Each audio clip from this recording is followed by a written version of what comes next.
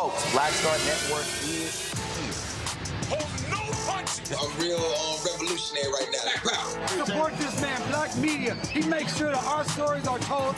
Thank you for being the voice of Black America, Roland. Stay black. I love y'all. All momentum we have now, we have to keep this going. The video looks phenomenal. See, there's a difference between Black Star Network and Black-owned media and something like CNN. You can't be Black-owned media and be scared. It's time to be smart.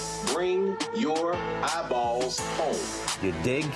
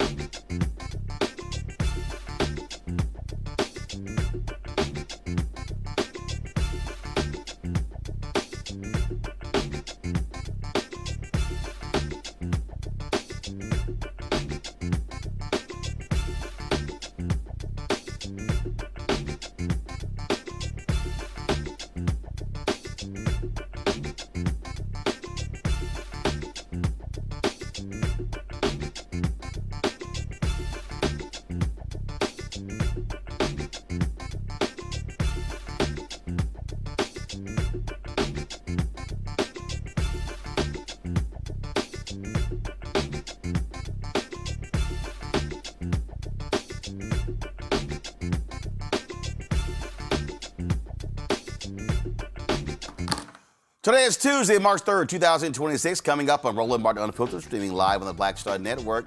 Folks, as we enter day 3 of the rapidly escalating U.S.-Israeli war against Iran, missile strikes are intensifying and global tensions are rising. Civilians are scrambling to evacuate. Lawmakers are clashing over America's role in this conflict. Also, stock market dropping, gas prices going up. What is going to happen? We'll talk with Dr. Nola Haynes, national security expert, about what's happening in the Middle East. 3 states are holding votes today, but all eyes are on Texas and North Carolina. The U.S. Senate primaries there could serve as a key test of voter enthusiasm and party strength as we approach November. Today's Senate Judiciary Committee hearing featured dramatic moments as they jammed up ICE Barbie, Secretary of Homeland Security Kristi Noem. Trust me, they really were in her behind, and not just Democrats, Republicans.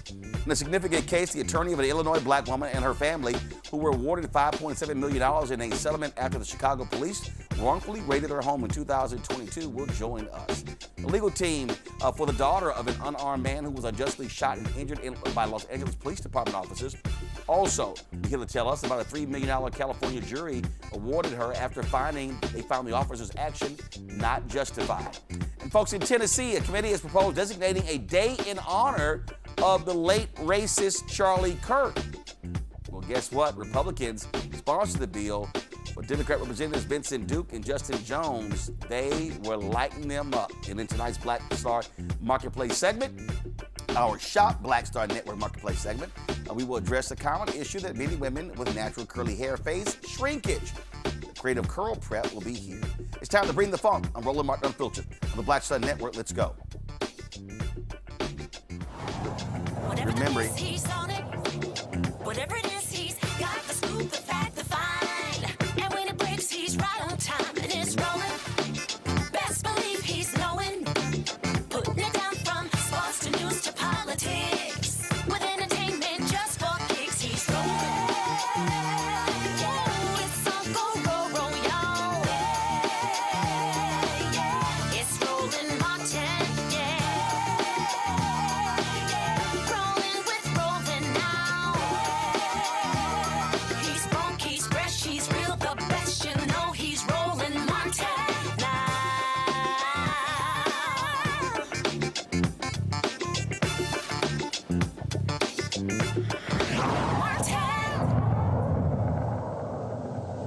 Folks, day 3 of the U.S.-Israeli widening war with Iran, and nations outside the region are struggling to evacuate hundreds of thousands of their citizens from countries now in the line of fire.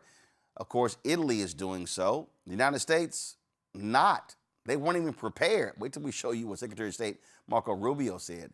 The Israeli and U.S. bombardment of Iran continued as Iran's retaliatory missile and drone barrage at Gulf nations intensified. Israeli forces reportedly pushed into Lebanon to halt Hezbollah rocket fire. During today's bilateral meeting with the German Chancellor, ABC News' Rachel Scott asked Donald Trump why the U.S. struck first when they were in the middle of an actual negotiation with Iran and other regional countries. Mr. President, did Israel force your hand to launch these strikes against Iran? Did Netanyahu pull the United States into this war? No, I might have forced their hand.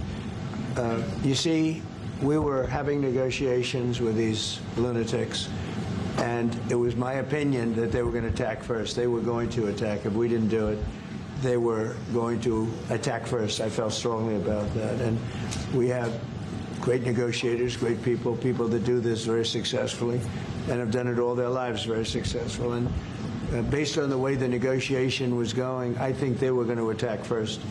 And I didn't want that to happen. So if anything, I might have forced Israel's hand. But Israel was ready, and we were ready, and we've had a very, very powerful impact because virtually everything they have has been knocked out now. Their missile count is going way down. Amazingly, they're hitting countries that were, let's call them neutral, right? They lived together for a long time. I think they were surprised. I was surprised. I think and now those countries are all fighting against them and fighting strongly against them. Someday they'll write a story and they'll say why they did that. But they hit countries that had nothing to do with what's going on. They were sort of leaving everything alone. All of a sudden they had missiles shot in, which shows you the level of evil that we're dealing with. They'll hit people that were actually at least somewhat friendly. And they had no problems with it. Also hitting only civilian places, hotels and apartment buildings, and we're hitting them where it is much more appropriate. We're hitting them very hard. And the big scale hitting goes now. They no longer have air protection. They no longer have any detection facilities at all left. And so they're gonna be in for a lot of hurt. These are bad people. These are people that killed. I guess it's 35,000. It's coming out 35,000 over the last 3 weeks. Protesters, 35,000 violently killed. So these are bad people. And the leader of the pack is gone. And as you know, 49 people were taken out in the first hit. And I guess there was another hit today on the new leadership. And it looks like that was pretty substantial also. Okay, House Democrat leader Hakeem Jeffries blasted Donald Trump for spending taxpayer dollars to launch foreign wars instead of making life more affordable for Americans. On the campaign trail, Donald Trump and Republicans promised not to get the American people into endless, failed, foreign, forever wars.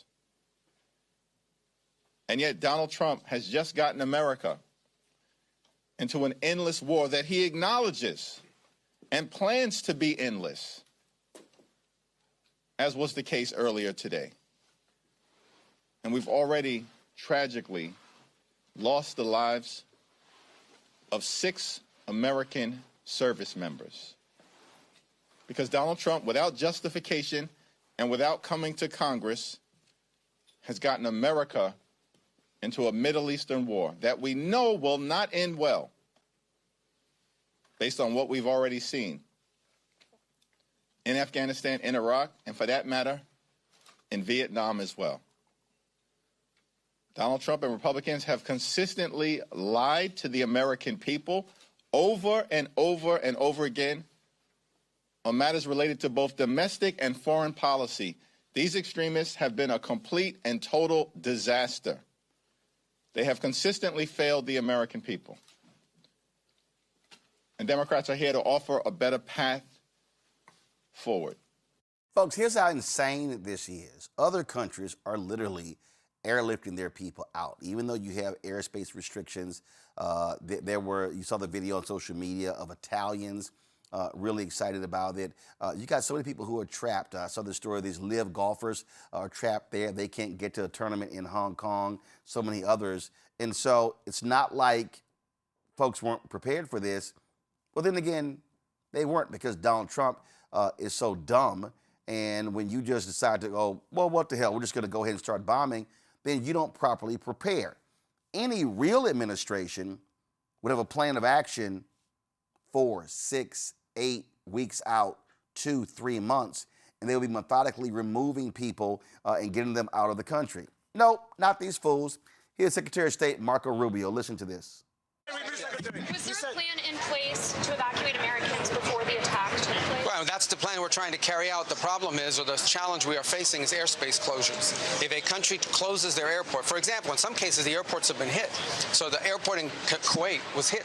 So if an airport's been attacked or the airspace is closed, then we can have the planes lined up to go, but we can't get them to land because we don't have the permissions to land there. So that's the challenge. But rest assured, we are confident that we are going to be able to assist every American. As I told you right now, we have about a little over 1,500, maybe closer to 1,600 Americans requesting assistance, and we know that we're going to be able to help them. It's going to take a little time because we don't control the airspace closures. That said, there may be more people out there that need help. We need to know who you are. So please, I'm asking the media, publicize the phone numbers and the website because we need people to call in so we have their name, we have their contact information, we have their location and their request. All these are dumbasses. Donald Trump has been threatening for 2 or 3 months. He's been threatening Iran. If you know that the likelihood you're going to strike, what you do is you say, we're telling all Americans, you might want to leave. That's actually what you do. Yeah, not just Iran, but other countries. Because if you know how Iran is going to respond, because you have foreign policy experts, you have intelligence experts, you listen to them. But when you're Kash Patel and you fire all of your Iranian experts in the FBI because they participated in the raid against Donald Trump at Mar-a-Lago, which was their job, this is what happens. So the administration that's always yelling DEI is filled with a bunch of incompetent people who don't even know how to execute a military action. Makes no sense whatsoever. So we can go on and on and on, folks, with this, because what we're seeing is, and again, it's left and right. And so Donald Trump also, they're giving us numerous rationales as to why we're in war. Well, is it about Iraq? Is it about the people? Is it about oil? Is it about, I mean, it's like, it changes, it changes, it changes, it changes, it changes, it changes, and it's just absolutely insane. But that's what you can expect from this administration. All right, where do we go from here? What is going to happen? How do we deal with the carnage? Joining us right now is Dr. Nola Haynes. She is with the Georgetown University School of Foreign Service, joining us from D.C. So, Nola, we sat here and listened to Donald Trump. We knew Donald Trump was sitting here and he just making it up. I mean, my God, yesterday, he's at a news conference and then he turns around and starts talking about the gold drapes. He executes this, they launch this, and he's down at Mar-a-Lago at a glitzy fundraiser, as opposed to where you have the seriousness of this matter. You're at the White House Situation Room and you speak to America in an address from the White House. And so for people, so before we get into other different people, explain to people this insane, precarious situation that we have with Iran, a country that used to love us, but has despised us for more than 70 years. Well, there's been a lot of back and forth. That's for sure. But the first thing I want to say, be very clear about, Roland, Donald Trump lied in that tacky Oval Office. Iran was not coming for us. How were they going to come for us? The last time I checked, they did not have intercontinental ballistic missiles. So that is a straight out lie that man told to the American public and the rest of the world. America. Because, can you hear me? Yeah. And the thing is that you know why he told that lie? Because the reporter gave Israel credit in a weird way. Like basically Israel got you into this, but Donald Trump couldn't go there. So then he told the lie that no, actually we did because Iran was going to come for us. That is not true at all. But to your point, we have had a very interesting and rocky relationship with Iran going all the way back, 40s, 50s, 70s, or multiple eras where our relationship has been strained. And this by far is one of the strongest memories in our very storied history, that it is at its most tense. And we did not have to be here. Okay, so for the people who don't understand, Iran used to have a Democrat elected governor who loved America. Mossadegh was the prime minister. Well, when he decided to say, I think we should be getting more money back from our oil. When he nationalized it. Anglo-Iranian Oil. The company was called Anglo-Iranian Oil. Y'all know it today as BP. Was like, yeah, we ain't down with this. But England was not trying to actually overthrow Iran. America said, hey, we good. We'll do it for y'all.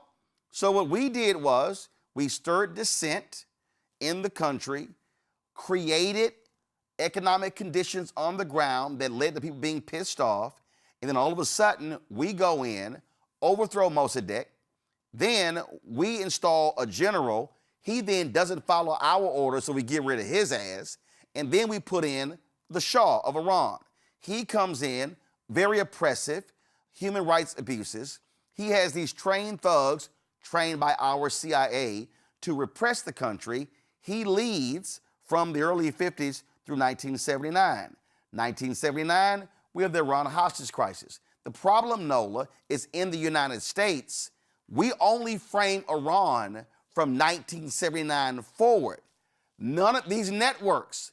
I remember being on CNN and Michael Ware was having a conversation with Christiane Amanpour, and I was waiting to go on, and I'm listening to them discuss Iran, and I was like, yo, is anybody gonna talk about Mossadegh in 1953? So we only tell Americans that the Iranians, they're awful, they're bad people. They took over our embassy in '79, but we never want to talk about 1953.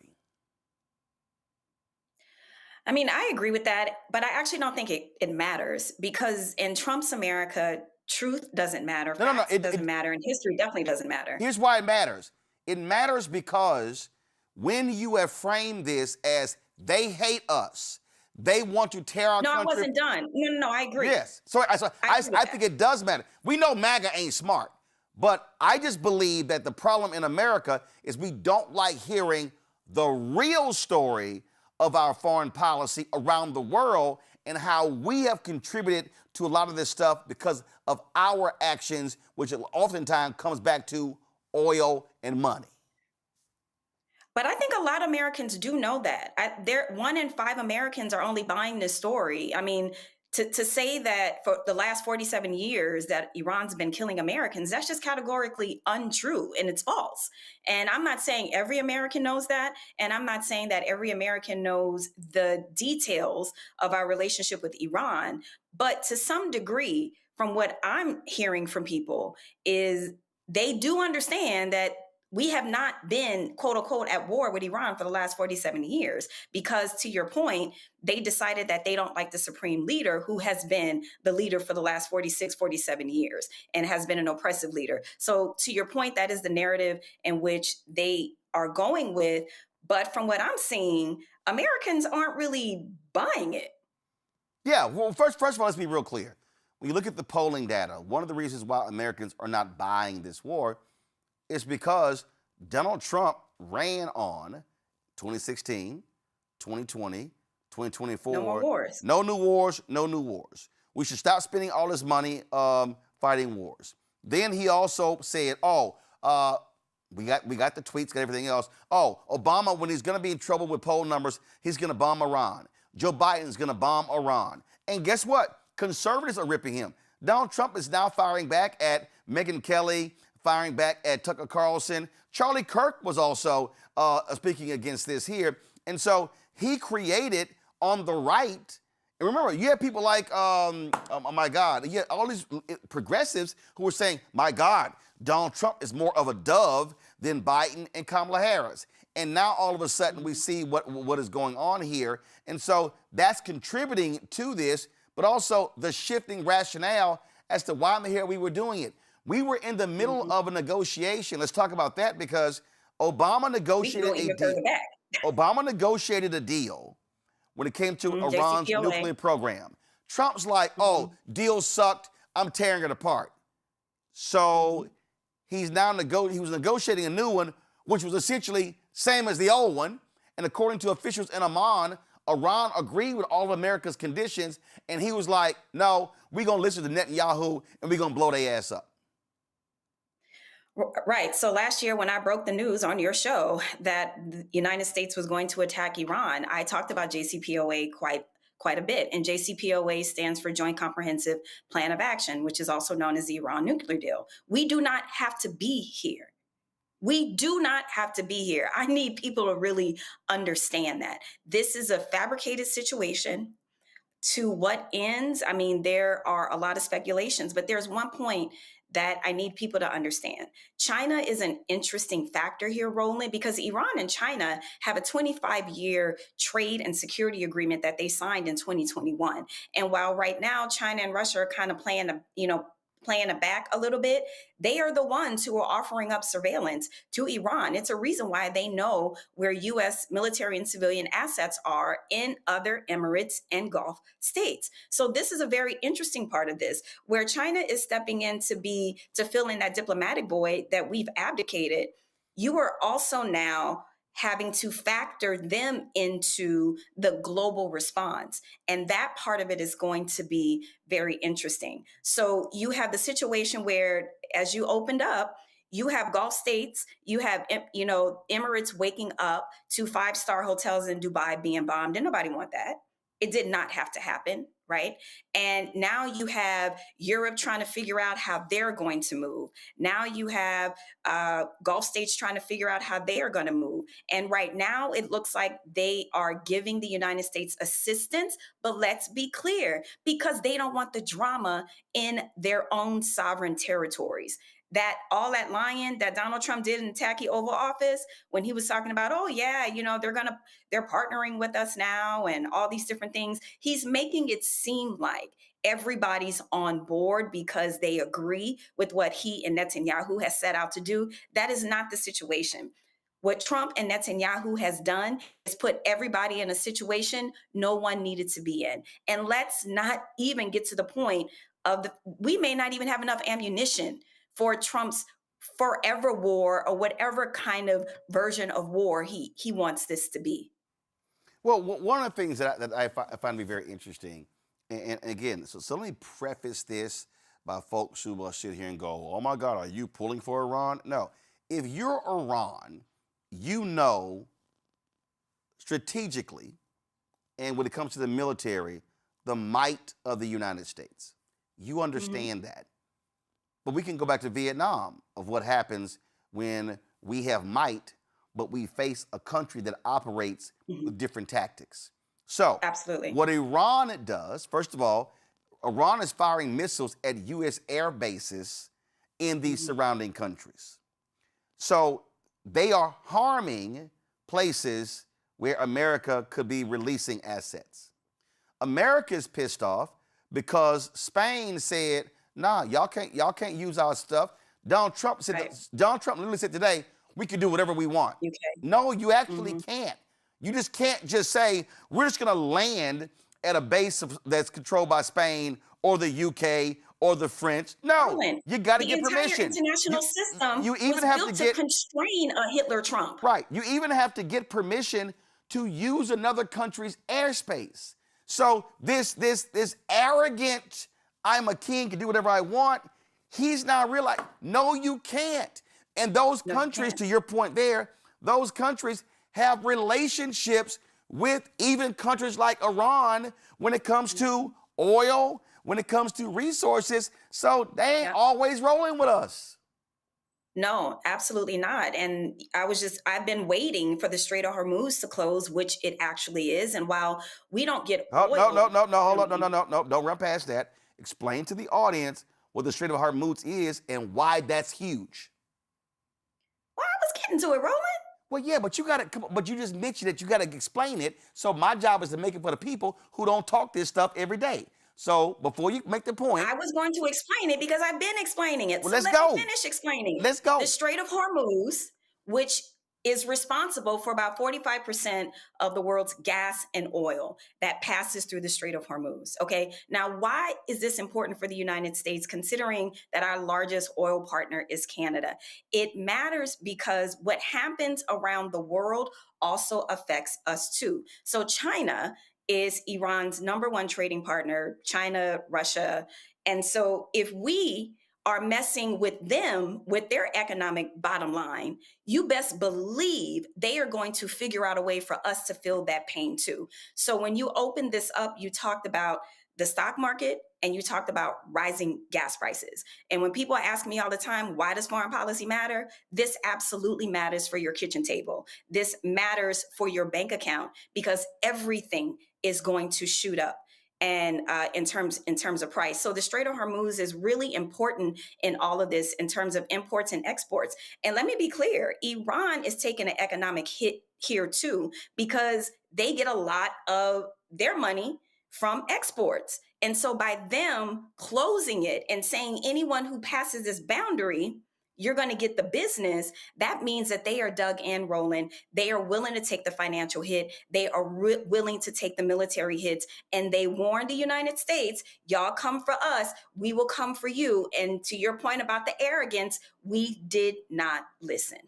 Again, for the people who don't understand, because again, I think it's, let's just be clear, a lot of folk don't live and breathe this stuff every day. Just same thing with the Panama Canal. It's called the Panama Canal because controlled by Panama.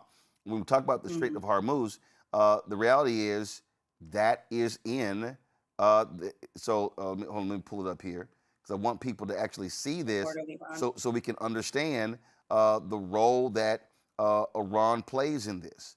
And so it's a waterway. Go to my iPad. So folks, you'll see this here. So the Strait of Hormuz, Iran is controlling that. I'm sorry, it's basically in their country. And so if they shut it down, ain't nothing getting through. Like exactly. You're not going around and ain't nothing getting through. And what we also are dealing with, I saw something the other day. This guy was breaking down why the attacks on the airports are important.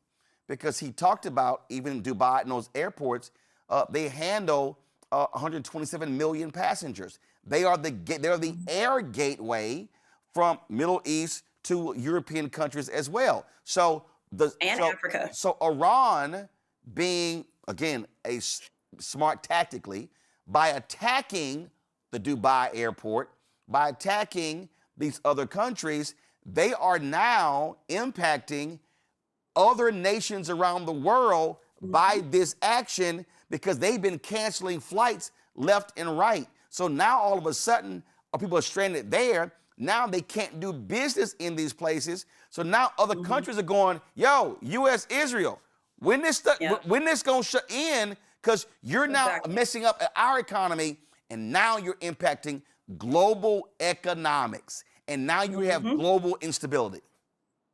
Absolutely. And that's the real point of all of this. That's called strategy. Something that the United States didn't have, that same sort of arrogance, that they went in last June and it lasted about 12 days and they were patting themselves on the back and they said, job done, job accomplished. And then they tried to run it back again, the same play. And now they are getting resistance because you are messing with people's bottom line. You are messing with global economics. So when the strait being closed, yes, we're talking about oil and gas that can't get through, but we're also talking about some luxury items. So why is that important? Because largely a lot of rich folk haven't felt the impact of Trumpism. What they have experienced is making a lot of money, on the stock market. But now it's a different situation. Now you're talking about, countries' GDP being impacted. We're talking about rich people maybe not being able to get their luxury goods that they love because the Strait of Hormuz is closed. So you're not just talking about how bad Trump policy impacts poor and working class people. Now we're getting to the people with money, and now the situation is going to change because it's affecting them. I want to bring in my panel right now for the questions. Dr. Mustafa Santiago Ali, former senior advisor for environmental justice at the EPA, joining us from D.C. Joe Richardson, civil rights attorney out of Los Angeles. Mateo, the Justice Guy, legal and political analyst out of D.C. as well. Mustafa, your question for Nola. Hey, Nola, it's good to see you. You also referenced early on about the economic impacts, and I think sometimes folks forget how much it costs for these missiles and jets and the cost of just operating them just for a few hours. Could you just expand a little bit on how those costs are actually going to come back home and how significant they actually are? The boomerang effect is about to be stupid. Okay, like the foreign policy, the bad foreign policy is going to come back on us domestically in a way that I genuinely worry about. It costs hundreds of millions of dollars a day for this kind of military bombardment, and we have a lot of new tech out there. I don't know this to be true, but I have seen reporting that hypersonic missiles are on the battlefield. And if that is true, that is bananas. Drones are, Ukraine kind of perfected this technology with making low-cost drones that are very effective to the point where they can destroy tanks. Now, drones are a technology that can be relatively inexpensive, but we are using a mix of different type of ammunitions. And all of that is incredibly expensive, to say nothing if we actually do deploy people in country. That's another layer of expense. And so this is going to be compounded. And once again, it's going to be on the backs of Americans to have to pay this bill for Trump and Netanyahu's war. So that point there, Nola, is, like, people need to understand, the drones costing them $50,000. The bomb is costing us $1.2 million. Mm-hmm. And then I saw this one interaction. We fired 3 weapons to take down 1 drone. So in that instance, it cost us $3.8, almost $4 million to take out a $50,000 drone. And as some estimates from intelligence says, Iran has up to 80,000 drones. And not to mention the F-15s that supposedly were shot down by friendly fire. I don't know about that. So we have F-15s that are crashing in the Middle East. So that is an enormous cost. And then also, what are we doing to protect our technology inside of those planes when they go down? So the costs are exponential. And because this administration doesn't understand the word strategy, we don't know what the end goal is. We don't know just exactly how long Trump is planning whatever it is him and Netanyahu are up to. Personally, I think part of this is about wanting to crown Netanyahu king of the Middle East, but that ain't gonna happen. Now, of course, Trump is claiming, this is the New York Times, go to my iPad. Trump says strikes kill Iranians the U.S. saw as new leaders. Well, we'll see if that's actually real or not. Mateo, your question. First of all, thank you for all the information you've shared. I wanted to talk about Rubio's, preemptive comment today, which is clearly doesn't stand the international legal test. But I also wanted to frame this or help us frame this from a geopolitical perspective. This idea that the strike was preemptive and unplanned kind of made all of the European countries step aside. There was no coordination. There are 2 issues here that I think the European communities, the European governments are handling. On one side, the strike is internationally legal. On the other side, they know that Iran is the greatest sponsor of international terrorism in the world, and so they don't want to be put basically a target on the back of their citizens. So from a geopolitical perspective, how do you think this will play out in the relationship between Trump and the rest of the EU, both in terms of this war and overall? Well, that's a good question. International law and norms, that's important. Not only did Trump not go to Congress, last I checked, no one showed up at the UN Security Council asking for, permission for this war. So what I think will happen is the world, the international system is really understanding what's at stake now. There's a reason why I brought up why this entire system was built in the first place. It really was built to constrain a Hitler, to constrain a Trump, a leader who is absolutely out of control and unilaterally making decisions to go to war. So now what I am seeing is more of a serious conversation about constraint and what that means in a more fractured environment where the United States isn't leading the way that it once did. So some of what's happening in the background is Europe is actually trying to figure out, okay, who is going to step into this vacuum? Who's going to step into this power vacuum? And what is that going to look like? Right. So it's a lot of rethinking, reshifting, reorganizing, because right now the international system that was built is not working. Trump and Netanyahu are not constrained. Joe. Dr. Haynes, it's good to see you. I wonder, let's hypothetically say that this happened as it does, and somehow we get lucky and wake up one morning and Donald Trump is no longer president. And so there's a new leadership team, including Secretary of State or whatever else. And what would you do? Because it's very easy for us to talk about all of the things that they're doing wrong. But what happens because one day somebody's going to have to pick up the pieces here, right? One day, whether it's 3 years from now, it's not clear that this is going to be short, hit it and quit it, stick and move like Sugar Ray Leonard. No, this is probably going to last a while, and it's certainly going to have some effects.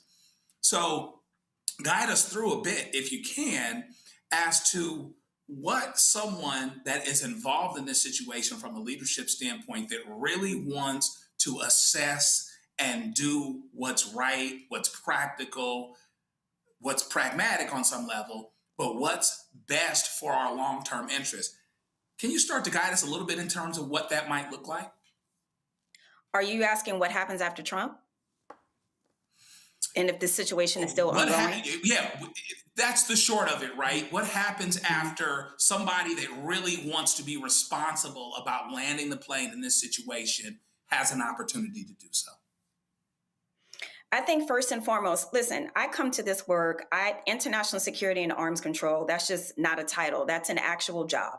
I am an arms control expert. And so I heavily believe in things like JCPOA. I think this is an opportunity for arms control to come back in, to bring people back to the negotiating table.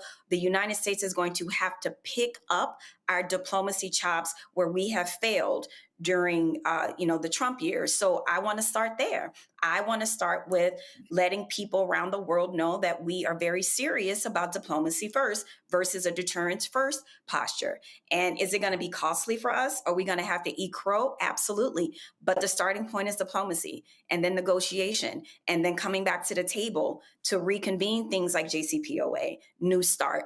So that is where I see opportunity, is coming back to the negotiating table and diplomacy. For the people who don't know, what is JCPOA? The Joint Comprehensive Plan of Action, also known as the Iran nuclear deal. Gotcha. All right. The other piece is this here, and that is we talk about how long it lasts. The United States. I'm gonna go back to Donald Rumsfeld in Iraq. The United States often sells these wars as, and this is all because of really the aftermath of Vietnam. Quick, decisive, not weeks but days, because they know the longer it goes on, Americans are like, what we doing? What we doing? Mm-hmm. How much does it cost? Mm-hmm. Then when the human capital increases, but this case, Iran is also paying attention by saying, hey, if we can drive up the economic crisis, you already have an economic problem in America. You all of a sudden, you ain't gonna have Donald Trump yelling gas under $2, which is already a lie. You're gonna say gas $3, $4, $5. Goods going up. They understand the American people have no appetite for a high cost of another war. Absolutely. We don't have an appetite for it, nor do we have an appetite for seeing an all-girls school being blown up in South Iran. We don't have an appetite for seeing more dead children. We don't have an appetite for spending money on wars that we cannot afford. I mean, meat in this country, you pretty much have to be a millionaire to afford a decent piece of meat in this country. And we are talking about a made up war to possibly make Israel the hegemon. Is that what we're doing? How is that America first? And the way they are twisting themselves into knots to make this America first, talking about people mess with us, then, we're going to show them. Go sit down. Nobody is buying that tired, weak spin. Nobody is buying it. And to your point, Roland, in June, this situation lasted 12 days, right? And Donald Trump keeps going back and forth, back and forth. There's something about him wanting Americans in country, American soldiers in country. He keeps talking about it. And when you have someone in charge who's never served and you think it's cool to put on a jacket and to, give orders like the military or G.I. Joe action figures, he makes statements that is indicative of someone who has never put on a uniform. And not only that, for someone who purposely did not put on a uniform. So he's playing with people's lives. He's playing with people's kitchen tables, with people's bank accounts, because he wants to feel puffed up and important and possibly make his friend more powerful in his region, and possibly wanting to run that play in the Western Hemisphere, which is what all this Greenland and Canada and Mexico conversation is about. It all connects. It all relates. A couple of more points here. Afghanistan and Pakistan are at war too, just FYI. A couple of more points here before we go. Folks, Benjamin Netanyahu, Prime Minister of Israel, do understand, and CNN put this compilation together of how long he has been saying Iran is around the corner from having a nuclear weapon. He's literally been saying this for 30 years. Listen, y'all. Listen. Deadline for attaining this goal is getting extremely close. And Iran, by the way, is also outpacing Iraq in the development of ballistic missile systems that they hope will reach the eastern seaboard of the United States within 15 years. By next spring, at most, by next summer, at current enrichment rates, they will have finished the medium enrichment and move on to the final stage. From there, it's only a few months, possibly a few weeks, before they get enough enriched uranium for the first bomb. The foremost sponsor of global terrorism could be weeks away from having enough enriched uranium for an entire arsenal of nuclear weapons. That would place a militant Islamic terror regime weeks away from having the fissile material for an entire arsenal of nuclear bombs. Now, it's obvious that Israel does not want Iran to have a nuclear bomb. Mm-hmm. But Israel has a nuclear bomb. And what's crazy is Israel has never well, not just in the report. Israel has never disclosed it. The United States acts like, oh, we don't know if they have one. Well, we know they do. And one of the reasons countries want a nuclear bomb, it's also a deterrent to other countries not invading you. For instance, India, Pakistan, because they have nuclear weapons, we treat them differently. Many people have said Gaddafi's biggest mistake was agreeing to the United States and giving up his nuclear program. They said many experts say the moment Gaddafi did that, in addition to trying to unite African countries and have a one currency for the continent, and it wasn't going to be what France wanted or the United States, is that the moment he gave up his nuclear program, that's when the U.S. said, oh, we could take his ass out. Because the fear always was, if we strike Gaddafi, he could retaliate with his nuclear program. And so that's also what's at play here. Mm-hmm. Absolutely. The same could be said about Ukraine. They gave up their capabilities too. And hindsight is always 20/20, and they're wondering, was that the right decision?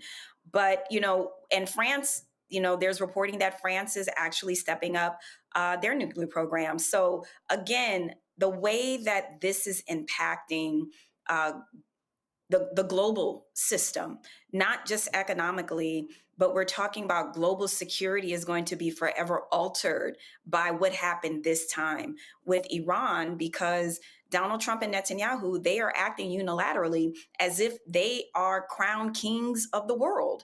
And the international system is seeing this. They're seeing this with a host of other things, and they are thinking about their security in a way that they haven't thought about for a very long time. And we could be entering some new phase of an arms race. I mean, we definitely are talking about that already in the space sector, but terrestrially, we are now entering another phase of this, and we are moving in the wrong direction, Roland. This is not the direction in terms of proliferation that we want to be moving in.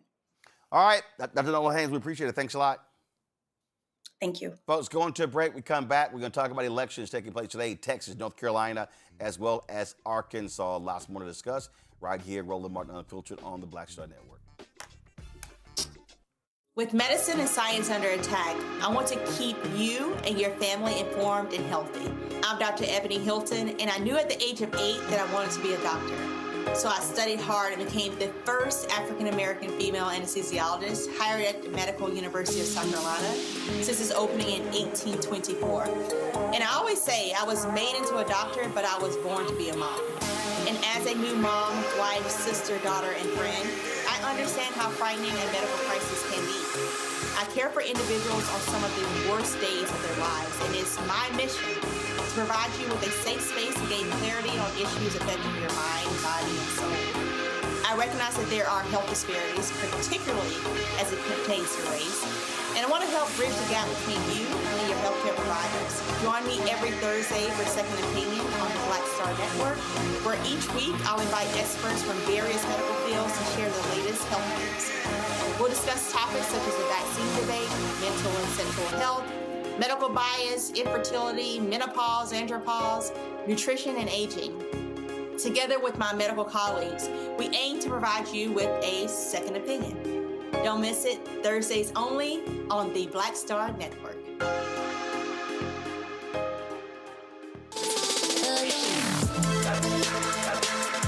Hey y'all, welcome to The Other Side of Change, only on the Black Star Network and hosted by myself, Bree Baker, and my good sis, Jameer Burley. We are just two millennial women tackling everything at the intersection of politics, gender, and pop culture. And we don't just settle for commentary. This is about solution-driven dialogue to get us to the world as it could be and not just as it is. Watch us on the Black Star Network, so tune in to The Other Side of Change.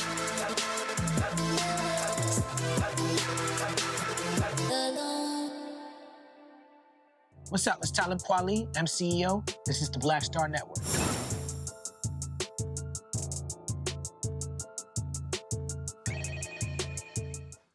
A federal jury awarded 5.7. Excuse me. All right, folks. We are going to get a guest back. First of all, federal jury awarded $5.7 million in damages to a black woman and her family in Chicago after police violated their civil rights during a botched raid on their home nearly 8 years ago. August 2018, police executed a raid at Ebony Tate's residence, breaking down the door and drawing guns on Tate, her mother, and her 4 children. Folks, it was later determined that they had targeted the wrong house and had not properly verified the information provided by an informant. That is absolutely crazy. We're going to be talking soon with the attorney representing the family. The Tate family is Zach Hofield. So we had an issue with his signal, so we're going to have that very soon. Let's go to, is our second guest ready? Okay, all right, let's go. Let's talk about that story. We'll come back to that. In California, a federal jury awarded $3 million to the daughter of Jermaine Pettit, an unarmed Air Force veteran who was shot and severely injured by LAPD officers in 2022. The jury concluded that the officers were not justified in their use of deadly force against Pettit and that the shots fired against him were not necessary to defend human life. Evidence proved he was unarmed at the time of the shooting, but was carrying a black metal auto part shaped like a gun. Rodney Digg joins us right now, the Pettit family attorney. Rodney, glad to have you here. Rodney, the thing here with these cases, again, they are very consistent, and that is abuse of power, shameful actions by police, and they can all be avoided. But when you have trigger-happy cops, this is what we get. That's correct. So not only when you have, trigger-happy cops, but when you have, cops who overreact and who really don't follow, their training or the policy. And that's what we're seeing amongst all these cases with this unlawful shooting or the excessive force. Officers just aren't following their training. The law says, and especially out here in California, you can't shoot someone just because they have a gun in their hand. In this case, there was no gun at all or anything. You can only use deadly force if the threat is imminent to cause death or serious bodily injury to yourself or to someone else. And that's it. Being subject to fear alone is not enough. An officer can't say, oh, I feared for my life or I thought he was going to shoot me. It has to be something more. And again, it has to be imminent. And so that's the issue that we're seeing. And that's the issue that we saw in this case. Okay, so what do the police there say? How do you rectify this? Or is it one of those things where they say, we got insurance, it'll pay for it, let's move along? Yeah, I mean, the law allows the entity, in this case, the city of Los Angeles, the LAPD, to indemnify these officers. And so, these officers aren't really receiving, any sort of discipline. One, they don't receive discipline in general when there is, a shooting. There may be some admin leave or something to that extent, but ultimately what happens is, these public entities find that the officer shooting is within policy. And, that's what they always say. The same thing in policy, I thought it was a gun or something to that extent. I thought my life was in danger. I thought my partner's life was in danger. So I had no other choice but to use deadly force. And, it's interesting is you have all these other force options that are available to these officers, such as, taser or beanbag shotguns, billy club or OC spray, which is pepper spray. And, all the time there's reasons to why the officers say that they can't use these other less non-deadly force, that they have to use, their gun. So it's very interesting. And again, just unfortunately, for so many of these families, folks are going to be left with, if the person isn't killed, they're going to be left with, injuries for a very, very, very long time. And that's something that, we have to deal with. State of Mr. Pettit. So, unfortunately, Mr. Petty, he passed away. So he passed away about a year and a half after the shooting. So his daughter was the plaintiff in this case, and we were able to do that. And so this was kind of like the last gift that her father was able to give to her. But yeah, unfortunately, Mr. Petty wasn't alive to see that a jury unanimously, awarded him $3 million, and that he got the justice that he deserved. The thing about Mr. Petty is that he served in the military. He was in the U.S. Air Force, honorably discharged, and did everything right. It just so happens he was just walking down the street. Officers stopped him because they said he possibly could fit a description, and immediately approached him with their guns drawn. And once more, what's interesting in this case is there were two officers that initially approached Mr. Petty, and they said, "Show me your hands," which he did. He showed his hands.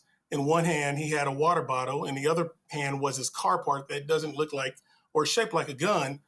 One of the officers told his partner, "It's not a gun, bro." And you see that on their body-worn camera. He walks to his partner and tells his partner, "It's not a gun, bro." Despite that, as Mr. Petty starts to walk away, the officer that was told that to, shot Mr. Petty in the back. And then you had a supervising sergeant that day driving in his car. I essentially call it a drive-by because he's in his car by himself, driving with his gun out of the window, pointing at Mr. Petty for 90 feet in 9 seconds. And at the last minute, he shoots him in the face. He shoots twice, once hits him in the face. Again, when he gets out the vehicle, he's like, "Where's his gun? Where's the gun? I don't see anything." And the object that everyone claims that they thought was a gun is laying right there in front of Mr. Petty on the ground. And they can't identify it as a gun because it never was a gun, but still decided to use deadly force against Mr. Petty on that day. All right. Glad to see a jury actually agree. Attorney Rodney Diggs, we appreciate it. Thanks a lot. Thank you so much. I appreciate it. All right, folks. Have we solved the technical issue with the other attorney? All right, so let's go to a break. When we come back, hopefully we'll have him and some other stories. You're watching Roland Martin Unfiltered on the Black Star Network. Support us, folks, by joining our Bring the Funk fan club. Your dollars are critically important for the work that we do. If you want to join us via Cash App, use the Stripe QR code. You see it right here. That's for credit cards as well. Checks in money order, make it payable to Roland Martin Unfiltered. P.O. Box 57196, Washington, D.C. 20037-0196. PayPal, R. Martin Unfiltered. Venmo, RM Unfiltered. Zelle, Roland at RolandSMartin.com. Roland at RolandMartinUnfiltered.com. We'll be right back. On a next, A Balanced Life with me, Dr. Jackie, a relationship that we have to have. We're often afraid of it and don't like to talk about it. That's right, we're talking about our relationship with money. And here's the thing, our relationship with money oftentimes determines whether we have it or not. Balancing your relationship with your pocketbook. That's next on A Balanced Life with me, Dr. Jackie, here at Black Star Network. Hi, I'm Swing Cash, Basketball Hall of Famer, and you're watching Black Star Network.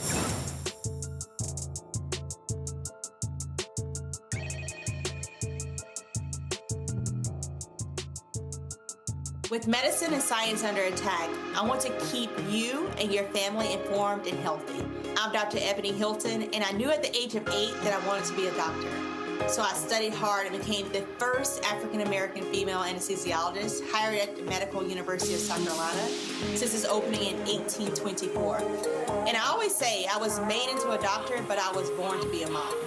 And as a new mom, wife, sister, daughter, and friend, I understand how frightening a medical crisis can be. I care for individuals on some of the worst days of their lives, and it's my mission to provide you with a safe space to gain clarity on issues affecting your mind, body, and soul. I recognize that there are health disparities, particularly as it pertains to race, and I want to help bridge the gap between you and your healthcare providers. Join me every Thursday for Second Opinion on the Black Star Network, where each week I'll invite experts from various medical fields to share the latest health news. We'll discuss topics such as the vaccine debate, mental and sexual health, medical bias, infertility, menopause, andropause, nutrition, and aging. Together with my medical colleagues, we aim to provide you with a second opinion. Don't miss it, Thursdays only on the Black Star Network. I'm Ryan Wilson, CEO and co-founder of The Gathering Spot, and you're watching Roland Martin Unfiltered on the Black Star Network.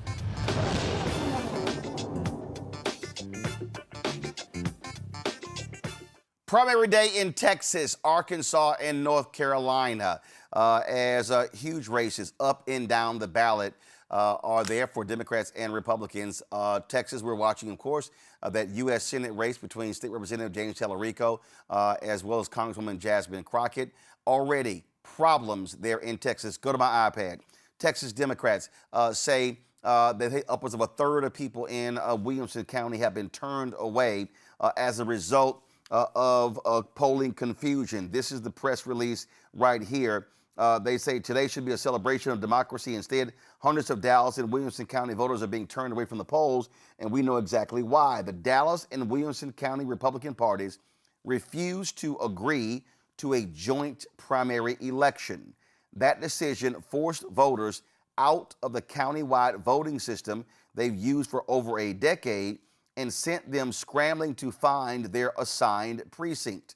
The result, confusion, long lines, and working people being told they're at the wrong location with no clear path to cast their ballot. The campaign of Congresswoman Jasmine Crockett, they are working with the Democrats to actually go to court. They want to see polls extended to 9 p.m. The Talarico campaign, they also announced that they want to see polls stay open as well. As a result, this is the official statement from the Talarico campaign. Give me 1 second. We are deeply concerned by reports of voters being turned away from the polls in Dallas and Williamson counties following the GOP's implementation of precinct-specific voting locations for Election Day. We will continue to evaluate the situation on the ground and are calling for an extension of voting hours to ensure all Texans' voices are heard in this critical election. And the Crockett campaign was first out calling for this, and many of their supporters were calling out Talarico campaign on social media saying it's time for y'all to speak up, and then they finally did. And so that's what we see right here. And so, again, what we are seeing right now is this taking place. Now, look, this is huge. Don't guys, don't go. Thank you. Please go when I tell you. It wasn't ready. So the Crockett campaign, this was the campaign. This was the statement of the Crockett campaign. I'm asking all voters in Dallas and Williamson County to check their county's election website or their voter registration card and identify the correct polling location for today. Do not give up and do not give in. The only way we can put an end to these maneuvers is by outvoting the Republicans and kicking them out of office. I'm calling on you to go out and cast your ballot so they know Texans don't appreciate having their votes suppressed, and we won't take it lying down. I'm a registered voter in Dallas County. When I voted on February 20th, I could vote at until during early voting, I could vote anywhere in the county on election day. So I landed at Dallas-Fort Worth Airport. I could have gone to an election place right next to the airport, vote and get back on the plane, but I had some other business in Texas. But what they did was, so it was countywide doing early voting, but it was precinct specific on election day, as the statement read from the Texas Democrats. For a decade, it's been countywide on election day. And so this is what you see. This is one of the reasons why people talk about why you should vote early, so you can avoid drama on election day. They also had complaints that in some places they had 12 places for Republicans to vote, only 5 for Democrats, and people had to go to work and could not wait. Some lines were 1, 2, and 3 hours, so they said, hey, I can't wait, and they walked away. That's what we see. This right here, Joe, is the kind of stuff. Look, Republicans have been doing these things because we know they want to contract the vote. They want fewer people voting as opposed to it being expansive. And so this little silliness of, oh, we're going to go to paper ballots. And again, this is in Dallas and Williamson County. Y'all, it's 254 counties in Texas. Okay? 254. Okay? How about you have a statewide situation? But this is what they do. This is the games that they play in Texas. I guess they say, but what they really need to do is to make sure we get this all figured out. I'm glad that the Crockett campaign is speaking up, glad that the Talarico campaign has come through eventually, at least saying something about this. But these are some bugs that's going to have to be worked out now, because what's happening is the Democrats are turning out in record numbers. And the Republicans are looking through the window, seeing that, saying to themselves that maybe they have awakened a sleeping giant between what's going on politically and the energy that this campaign has created. And therefore, once we get to a general election, it could be a very serious problem for them. They don't, they don't look so invincible necessarily. And so we got to get the bugs worked out. We got to do everything that needs to be done so that everyone that can vote does. I'm a big advocate everywhere. I used to love the energy of going and voting on election day, but it's great voting early on, because even here in California, San Bernardino County, you can go more places when you're in early voting.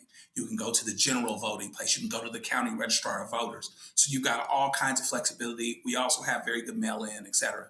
It's important to vote early if you possibly can, because it gives you the best opportunity to make sure that mistakes don't get made. And so normally when you vote early, it doesn't take 3 hours either. And so we really have to be very, very intentional. It's great that there's record turnout, and to do everything that we can to vote early and often so that less of this can actually go on later on. And so hopefully people are taking that message. Go to my iPad. A judge in Dallas County has extended, this just in, a judge in Dallas County has extended voting hours to 9 p.m. For Democrats there as well. Dallas County Judge Clay Jenkins confirmed Tuesday evening that the Democratic polling locations in the county will be extended to 9 p.m. Votes cast by Democrats from 7 p.m. to 9 p.m. will be counted as provisional ballots.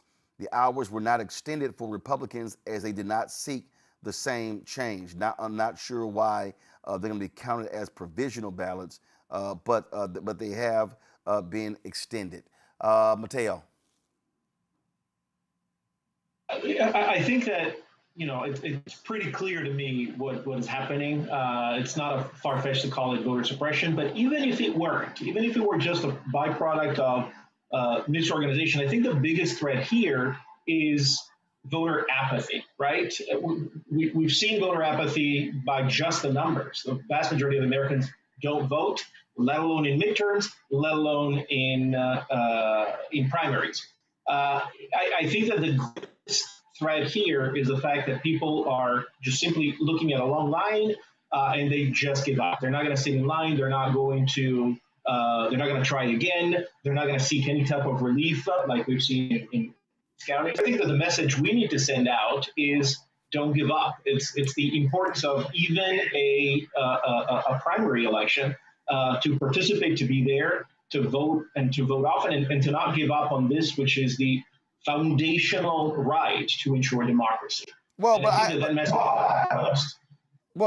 here's the thing here, Mustafa. I get it. People got to go to work, and this is part of the problem.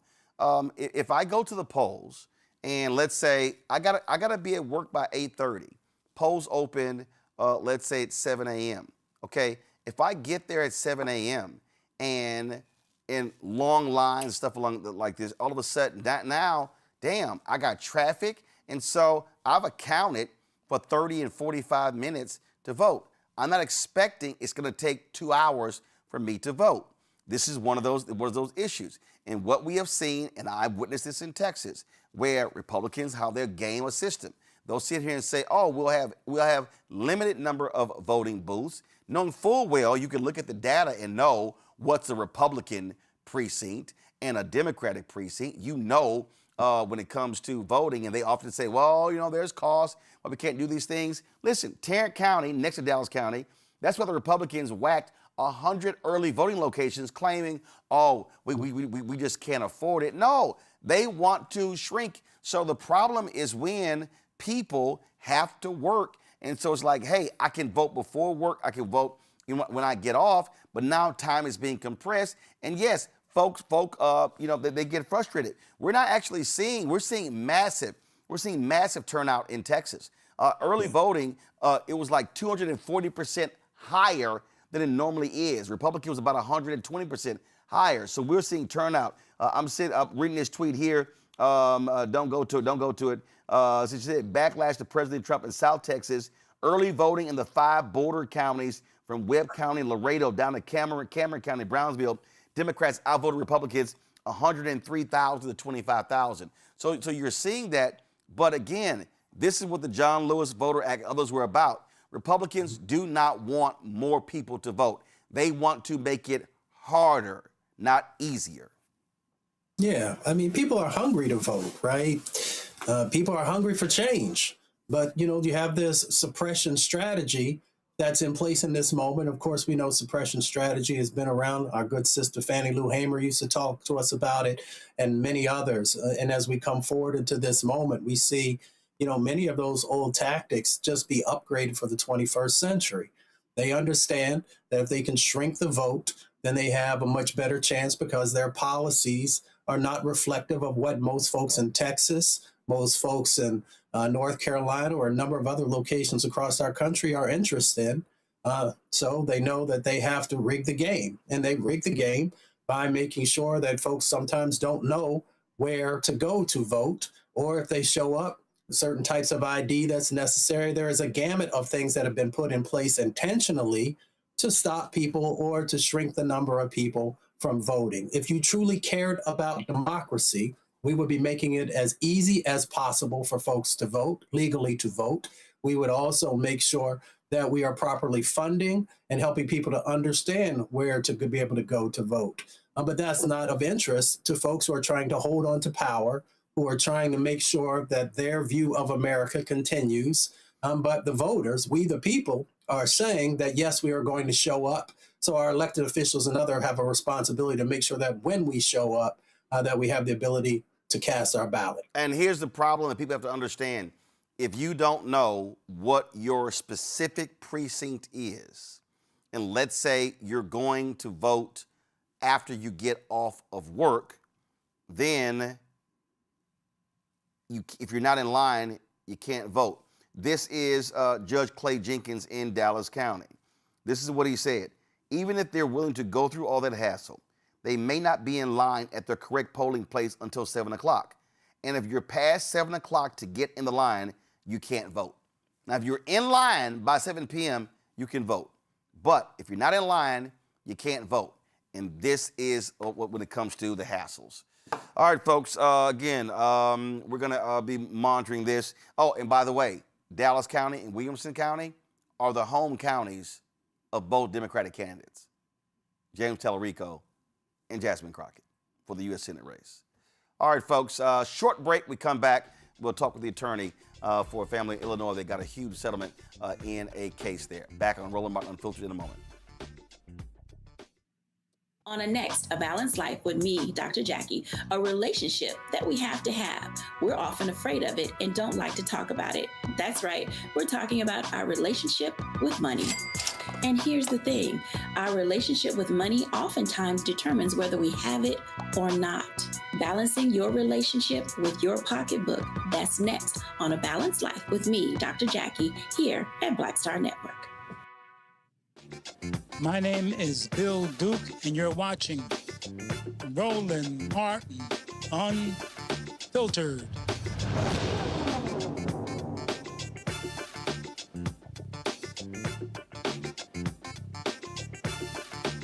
We tell you about the Ebony Tate and her family. They were wrongfully targeted by Chicago police. They were awarded $5.7 million in damages. Joining us right now is the attorney for the family, Zach Hofield. Zach, glad to have you here. Roland, good to be with you. This is insane. So an informant gave them the wrong address? Yeah. The informant, the Chicago Police Department had bad information. There were actually 2 search warrants they obtained, one for 5033 and one for 5039. Buildings were right next to each other, and the informant told them that the individual they were looking for lived in both residences, which, obviously raised some questions as to whether that's actually the case. And so walk us through, I mean, remember this case. I mean, my goodness, these folks are at the house, and next thing you know, it's like a war zone. Exactly. And, it's undisputed that this family of 6, a mom, a grandma, and 4 children, ages 13, 11, 8, and 4, weren't doing anything wrong. No evidence of any crime or wrongdoing found at their home. They were just everyday citizens minding their own business. And there is a Chicago police SWAT team that executed these simultaneous search warrants in these 2 buildings. And rather than knock and announce and wait, as required, give the family an opportunity to come to the door voluntarily and answer, they didn't knock and announce. They did what's called a dynamic entry, which is fast-moving, hard-charging, and in many ways is very bad practice, dangerous practice. Detonated noise flash diversionary devices or flashbang grenades outside the home, which has a very startling effect, and just came in guns blazing in terms of guns pointed directly at Ebony, the mom, and Kaya, the 4-year-old, in the living room. Miss Eason, the grandmother, comes out of her bedroom, guns pointed directly at her. And, officers are trained, you don't get to point and then decide whether something's a threat. You keep it rifle pointed at the ground. Only once you've decided that someone is a threat, you point. And this, policy and training went out the window inside the Tate home. And guns were pointed also at Imani, who's 13, and Lanaya, who's 11, Legend, who's 8. And not just for a flash of a second, but in a sustained fashion for, there were different estimates of time, but grandmother thought it was on the order of 2 to 3 minutes. Some of the kids thought it was on the order of, 30 to 45 seconds, but the jury believed it was objectively unreasonable conduct.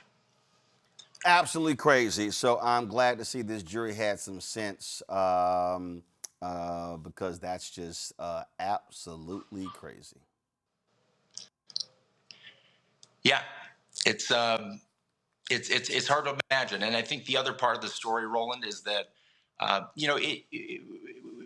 don't think the jury, they didn't need to find that these officers were monsters in any way. In many ways, it's a story about a failure to train and a failure of the city of Chicago to have a policy to avoid needless gun pointing at young kids who clearly pose no threat under the circumstances. Failure to properly train officers to avoid pointing guns at children who clearly pose no threat under the circumstances. And in fact, we brought what's called a Monell claim in this case against the city, alleging that they had a policy and practice of allowing their officers to use excessive force against children over this 6-year period that led up to the incident, and thus was, what was causing the officers to use this unreasonable force against the children. And the jury found against the city on that claim, essentially finding that the city did have this practice that it allowed in its police department of using excessive force against kids without holding officers accountable. Absolutely. Zach Ofield, we appreciate it. Thanks a lot. Good to be with you, Roland. Take care. All right, folks, time for Black Star Network headlines with Brittany Noble.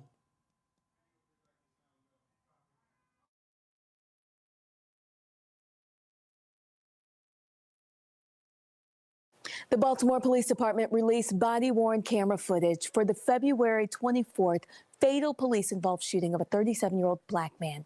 Officers Arthur Fook, Omar Rodriguez, and Devon Yancey entered the liquor store and see Dwight Hawkins with a group of people. The group, including Hawkins, leaves and the officers follow him outside, believing he was armed. At some point, Hawkins begins to run. Fook, Rodriguez, and Yancey chase him while giving him commands to stop and show his hands. Now, police say Hawkins pulled out a handgun while moving towards Fook. Fook and Rodriguez fired their weapons, hitting Hawkins 17 times. During Saturday's press conference, BPD Commissioner Richard Warley said that his officers were in the area working crime suppression. They're doing exactly what we want them to do. They're going in there, they're trying to get all guns off the street.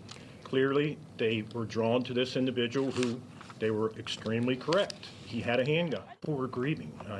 I feel for the family. They're grieving the loved one that they lost. But when they've seen the body-worn camera video, and they've seen that he had a handgun in his hand, he refused to drop it numerous times.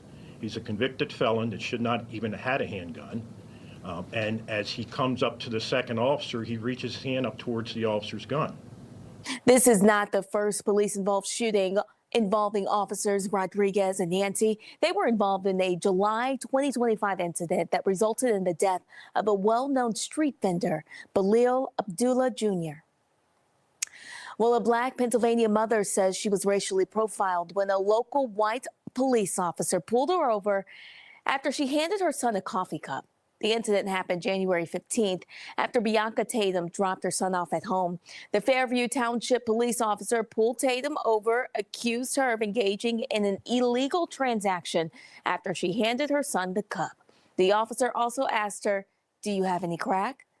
Tatum recorded the encounter. Gentleman that walked back in the house. His coffee cup. His coffee cup? Yes. Okay. I'm tired of him leaving his mess in my car. Okay, all right. Do you have anything illegal in the car? You want to search it?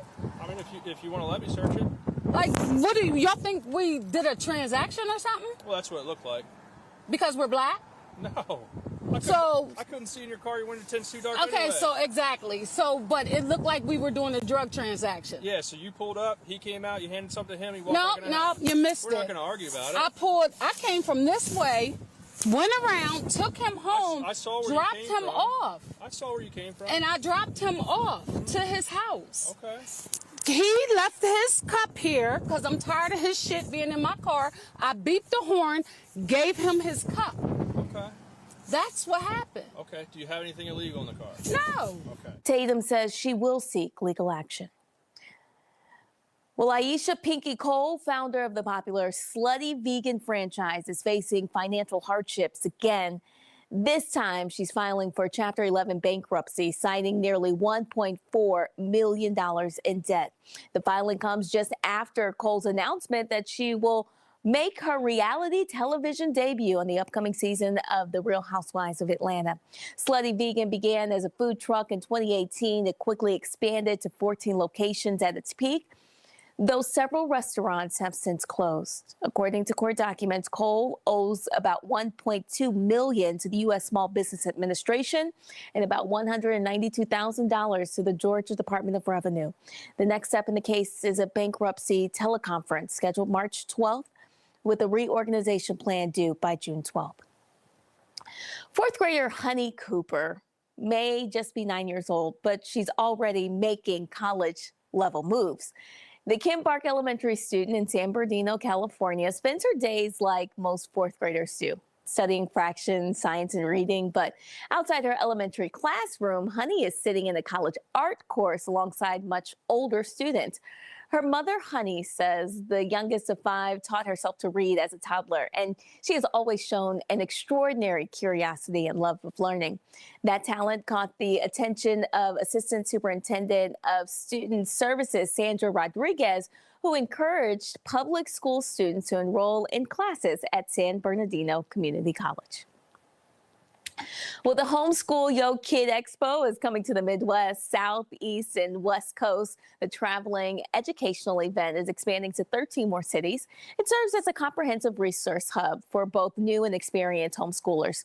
The nonprofit organization kicked off the event in Oakland, California, January 31st.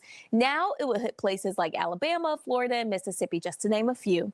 Each stop on the tour features interactive activities, inspiring speakers, curriculum, and enrichment vendors. The event is designed for parents and children. Organizers are aiming to provide homeschooling resources and education to families across the country. For more information, visit homeschoolyokidsexpo.com. All right, I want to go back to that video of that mother being pulled over by the cop. And Joe, I want to start with you. So she says, "Do you want to search the car?" I immediately looked up. Word to the wise, never, ever consent to your car being searched, Joe. I'm not a lawyer, but correct? Well, yeah, that's the short answer.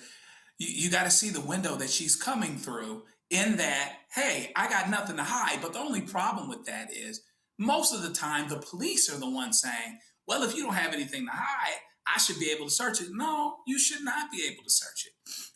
And so now, if you feel like it's a matter of life or death and something's happening or whatever else, you might have to make some kind of decision related to that. But yeah, generally speaking, no, you don't. You certainly don't offer, and when they don't have a right to search, when there's none of the incidences that give them occasion to search, part of, incident to a lawful arrest, probable cause / reasonable suspicion, 3 or 4 instances under which they have a right to search. So my thing is, if you got a right to search, that's one thing. We can have that argument later on, but it's not going to be because I told you that you could search or that I offered that you could search. If they don't have a right to search and they're asking to search, that suggests to me that they don't have a right to search. And so therefore, not only are you not necessarily telling them that they can search, but you're also not offering them the right to search. Okay. So yeah, I see the window that she's coming through. It seems like, of course, she was bothered, etc. But from a safety standpoint, she came out well, and she's gonna, bring legal action, etc. But generally speaking, no. If they don't have the ability to search without my consent, they're not gonna get it with my consent. Mateo, also, we don't have to disclose a lot of information. I mean, there was also a lot of oversharing. That's one of those things where you say, do you need my information? Like, I'm not about to explain to you what actually happened. Because again, listen, they may use this against you. The other thing about searching vehicle, listen, we did the story, I think it was in Florida, where this cop actually tossed a bottle of alcohol into the vehicle, and arrested the guy? No, hell no. Y'all can't open shit. Y'all ain't opening the door, the trunk. You ain't looking at nothing. You gonna have to establish probable cause if you think you gonna look in my car. Yeah, I mean, from a human perspective, I can understand how a person that's not accustomed to encounters with law enforcement feels under pressure and may volunteer that. That is the number, not even the number one rule, it's the number 0 rule. You do not offer because they need, a reason to search, right? It also could potentially hinder her lawsuit. So it could hinder her options or her odds of getting relief in civil court. Again, I understand how, from a human perspective, she felt under pressure, and she said that. It's a huge mistake, and it's a huge mistake because it gives a reason for the officer to continue, especially if the officer, and again, from a human perspective, if the officer felt that the person was being disrespectful. We all know how these things go. Officers way too often feel like they need to have the upper hand. They cannot be humiliated by a citizen. And so it can lead to worse things. So keep your mouth shut, know what your rights are, and certainly keep your door shut unless there is a reason for an officer, a legal reason for an officer to search. And again, so the whole point there, Mustafa, if you're given a lawful command, I know what it is in Texas. If you're giving a lawful command, you have to obey. That's how the cop, that's how he trapped Sandra Bland. When he gave the lawful command for her to exit the vehicle and she refused to do so, that's what led to the arrest. And we know, of course, she died there in jail. But hey, if the cops say, can I search your vehicle? Hell no, you can't search my damn vehicle. Yeah, 4 words. Hell to the no. Hell to the no. That's right. It's really simple, Right. You don't have to go to law school to understand this stuff. Yes, you have to follow the law if there's a command, but you don't want to give anybody anything, especially if you know that you haven't done anything. And if you have done something, you definitely don't want to. And I'm not encouraging the latter behavior. But we also have to understand that when a police officer pulls you over and you are a person of color, there are also another set of dynamics, because we remember Daquan Johnson up there in Michigan, and we remember a number of other people who didn't do anything wrong but lost their lives. So we have to be mindful of those dynamics, but we also have to be mindful that we have rights, just like every other person inside this country, and that we should utilize those to make sure that we're not incriminating ourselves or putting ourselves in a situation. Because yes, most police officers are probably decent individuals, but of course there are some who should not be police officers and have been known to do some things that are nefarious, at least. So hell to the no. Absolutely. All right, y'all, going to a quick break. We come back. Ice Barbie got grilled in Congress, even by Republicans. We'll show you right here, Roland Martin Unfiltered on the Black Star Network. With medicine and science under attack, I want to keep you and your family informed and healthy. I'm Dr. Ebony Hilton, and I knew at the age of 8 that I wanted to be a doctor. So I studied hard and became the first African-American female anesthesiologist hired at the Medical University of South Carolina since its opening in 1824.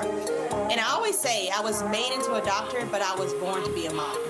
And as a new mom, wife, sister, daughter, and friend, I understand how frightening a medical crisis can be.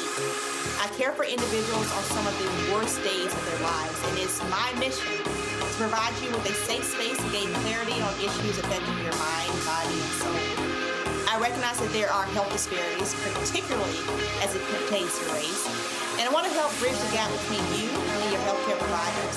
Join me every Thursday for Second Opinion on the Black Star Network, where each week I'll invite experts from various medical fields to share the latest health news. We'll discuss topics such as the vaccine debate, mental and sexual health, medical bias, infertility, menopause, andropause, nutrition, and aging. Together with my medical colleagues, we aim to provide you with a second opinion. Don't miss it, Thursdays only on the Black Star Network. What's happening? This is your man, Motown recording artist Kim. You are watching the Black Star Network.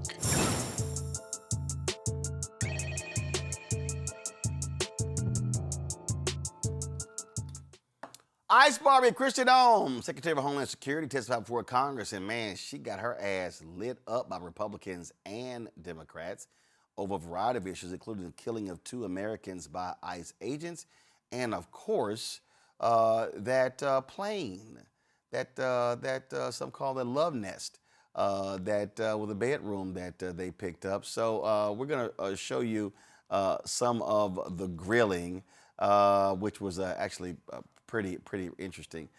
First up, I'm going to play Senator Richard Blumenthal. He, of course, of Connecticut, had a woman stand up who survived being shot 5 times by Border Patrol agents. Folks, this was riveting. Watch this. Miramar Martinez is with us today as well. She's standing right behind you. She was on her way to donate clothing at her church when she came across an unmarked car. The agents sideswiped her car. 3 masked agents in camouflage stormed out, and one of them pulled out his gun and fired at her moving vehicle, hitting her 5 times. She almost bled to death. Wouldn't you agree that shooting Miramar Martinez on her way to donate clothing at her church, a United States citizen from Chicago, is wrong? Sir, I don't know the situation or the case. I'll look into it to ensure that all the procedures were followed properly. I'm glad you'll look into it. Miramar, by the way, was falsely charged with impeding law enforcement, but the case actually fell apart. The judge dismissed it as being trumped up. He dismissed it with prejudice. And in fact, the agent who shot her, I'm not going to name him, but you know who he is, was quoted on social media the day or so afterward. And he said, quote, "I fired 5 rounds and she had 7 holes." Put that in your book, boys. Republican Senator John Kennedy of Louisiana challenged Noem. Remember she said that the 2 folks who were shot and killed in Minneapolis, they were domestic terrorists? And then she said that, on the record, she said that, well, I was just listening to Stephen Miller. She then lies to Congress. Listen to this.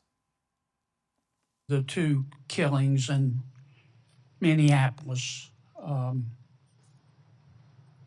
and I think there's a lot of video on them, Madam Secretary. I think people can see the video and draw their own conclusions. Are you and your department conducting an investigation of those? Sir, the investigation is being led by the FBI. HSI was involved. In fact, our HSI agents on the ground. I'm sorry to cut you off, but I got so little time. I believe at the time you said these were acts of domestic terrorism. Is that right? Sir, in answer to questions at the press conference that afternoon, it was that it appeared to be. Yeah, but you said these appeared to be acts of domestic terrorism.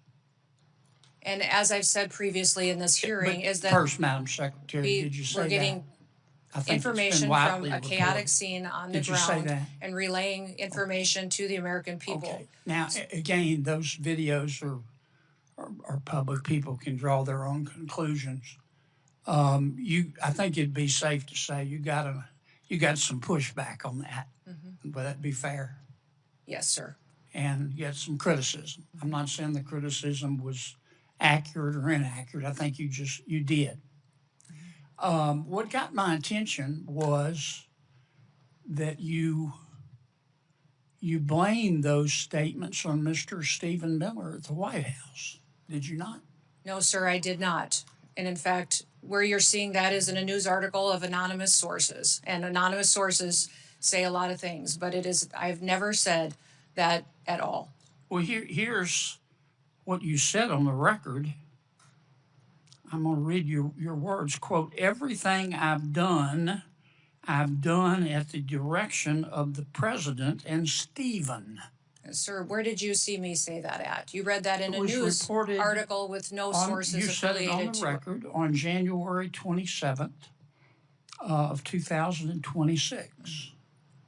Did I read your words accurate? I enjoy working with the president and with Stephen Miller, and that day we were working to get as much information to the American people as possible. That is what we'll continue to do, and as that happens, we'll go do you forward. think it was fair to blame Mr. Miller? Sir, I did not do that. You're reading from a newspaper article with Yes, ma'am. anonymous sources. Are you denying that you said that? Sir, I'm not going to speak to that situation that is relayed on anonymous sources that no This one wasn't has heard me anonymous. say that. It was you. No. Who I mean, you reported said that to that newspaper? They're quoting you on the record, saying it's Stephen's fault. Thank you, Mr. Chairman. Senator Klobuchar. And throwing an uppercut, but that was blocked. Oh my God, she was straight up lying. She was straight up lying, y'all. She just straight up lying. Senator Cory Booker lit that ass up as well. Watch.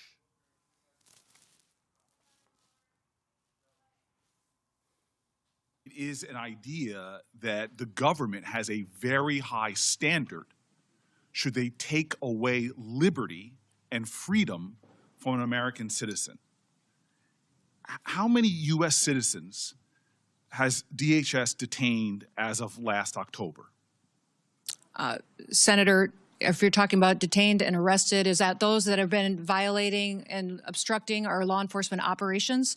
Is that what you're referencing? Because it could be hundreds and hundreds. We have faced violent riots across the country, you are specifically in Portland and in the Minneapolis. only people you've detained are committing crimes, but you and I both know No, that's I haven't not true. said that. I didn't so say then that. how I asked many which ones you people were referencing. have you detained? I can't give you an accurate number because we've literally detained and arrested many for those obstruction of law enforcement operations, and So also public others records, that had probable let me tell you what cause my staff researched. and then released May once I, they- may I yes.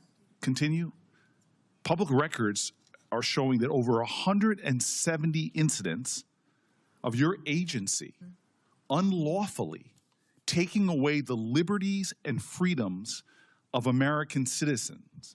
This includes 20 children, 20 American kids that your agency detained. How long can your agency detain an American citizen? We don't detain children and separate them from their parents. Those parents have chosen You're telling me to keep under their oath child right now. with Hold on. them. I just want to be clear. You're telling me under oath right now that your agency has not detained American children. Those parents have chosen to keep their children with them. We don't separate families like the So, Biden hold on. administration Let me did. continue. We keep them Let me- together, and parents please have the let me option continue. on if they want their child with them or not with them. How long do detentions last when you detain an American citizen? How long do they last? We don't detain American citizens, and if there's probable well, cause. Let me give you, because you are not speaking truthfully under oath. Isaias Pena Salcedo, a U.S. citizen living in California, was detained more than 70 hours, almost 3 days, even after he showed ICE agents his passport. My colleague, Senator Blumenthal, gave you example after example.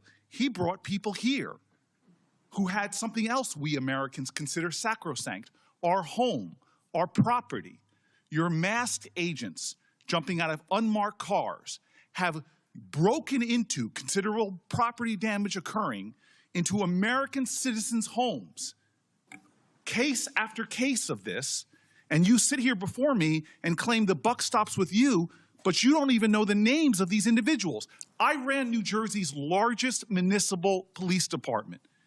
When my officers engaged in misconduct, you can be damn well sure I knew about it and I investigated it. And yet you have situations where your officers are violating the sanctity of people's homes, arresting and detaining them and holding their children. And you're acting as if you don't know about it and saying that under oath. Miramar Martinez, who is here right now, on her way to church, an American citizen going to church, not just to worship, but to donate clothing, Your officers shot her multiple times. The case was thrown out of court, and you represent here that you don't know about it. In New Jersey, are you aware of your officers' activities in places like schools?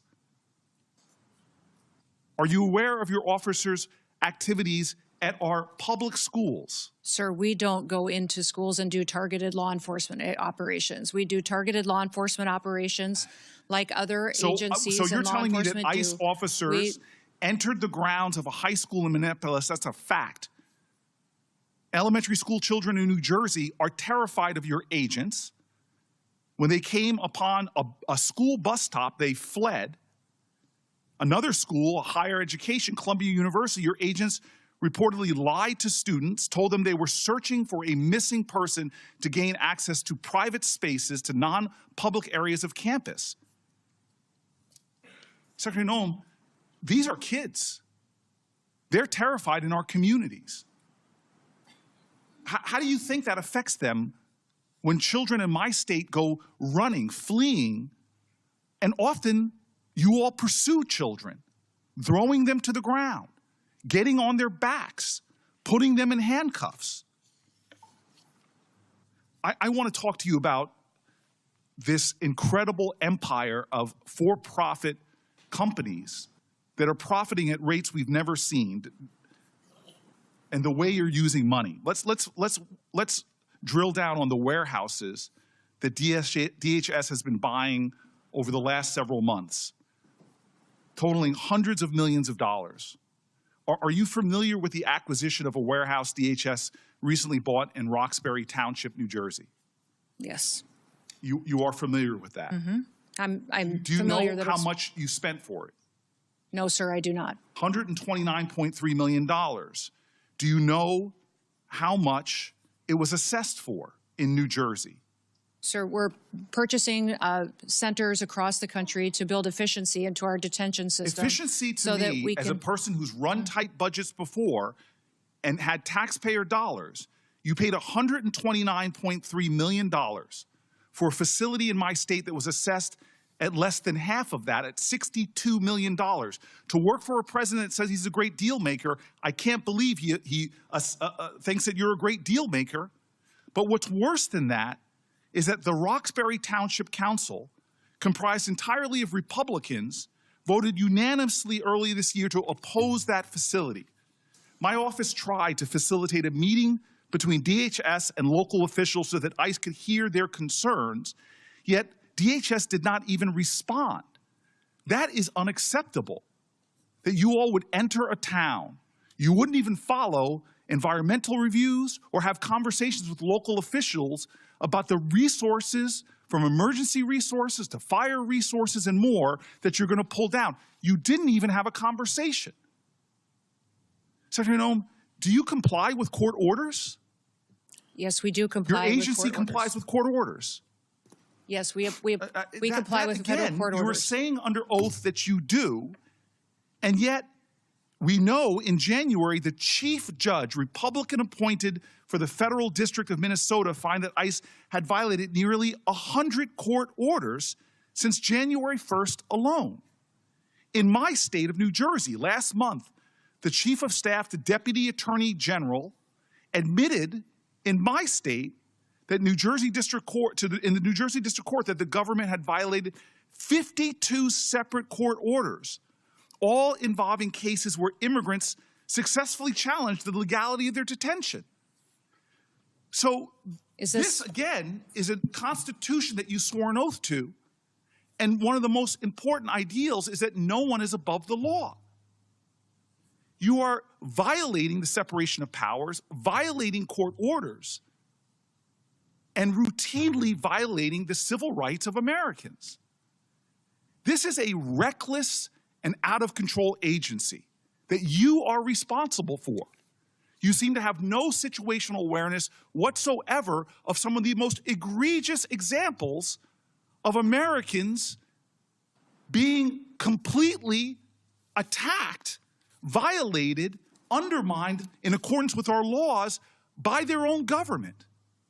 And this is what is phenomenal to me, is immigration was your president's #1 issue, overwhelmingly popular with the American people. But now it's overwhelmingly unpopular. And it's not because you are deporting dangerous people that everybody here wants out of our country.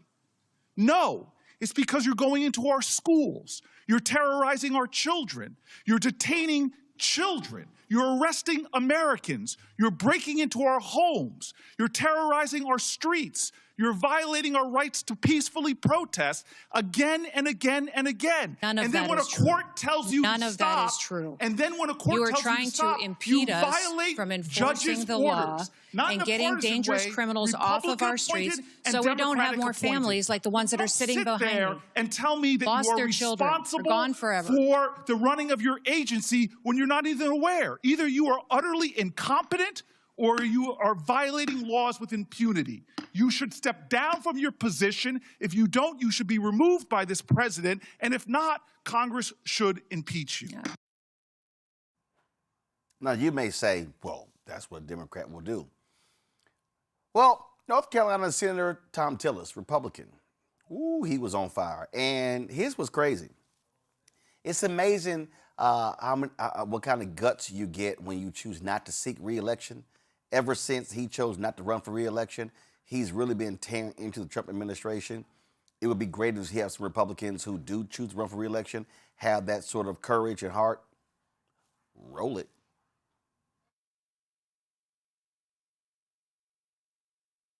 Thank you, Mr. Chairman. Secretary Noem, thank you for being here. I'm really glad that a lot of my Republican colleagues talked about the disaster that Biden and Mayorkas, your predecessor, created. It was absurd. You heard the things from Senator Brett, people that came over here who themselves were traumatized by the very people who then come to this country and traumatize American citizens.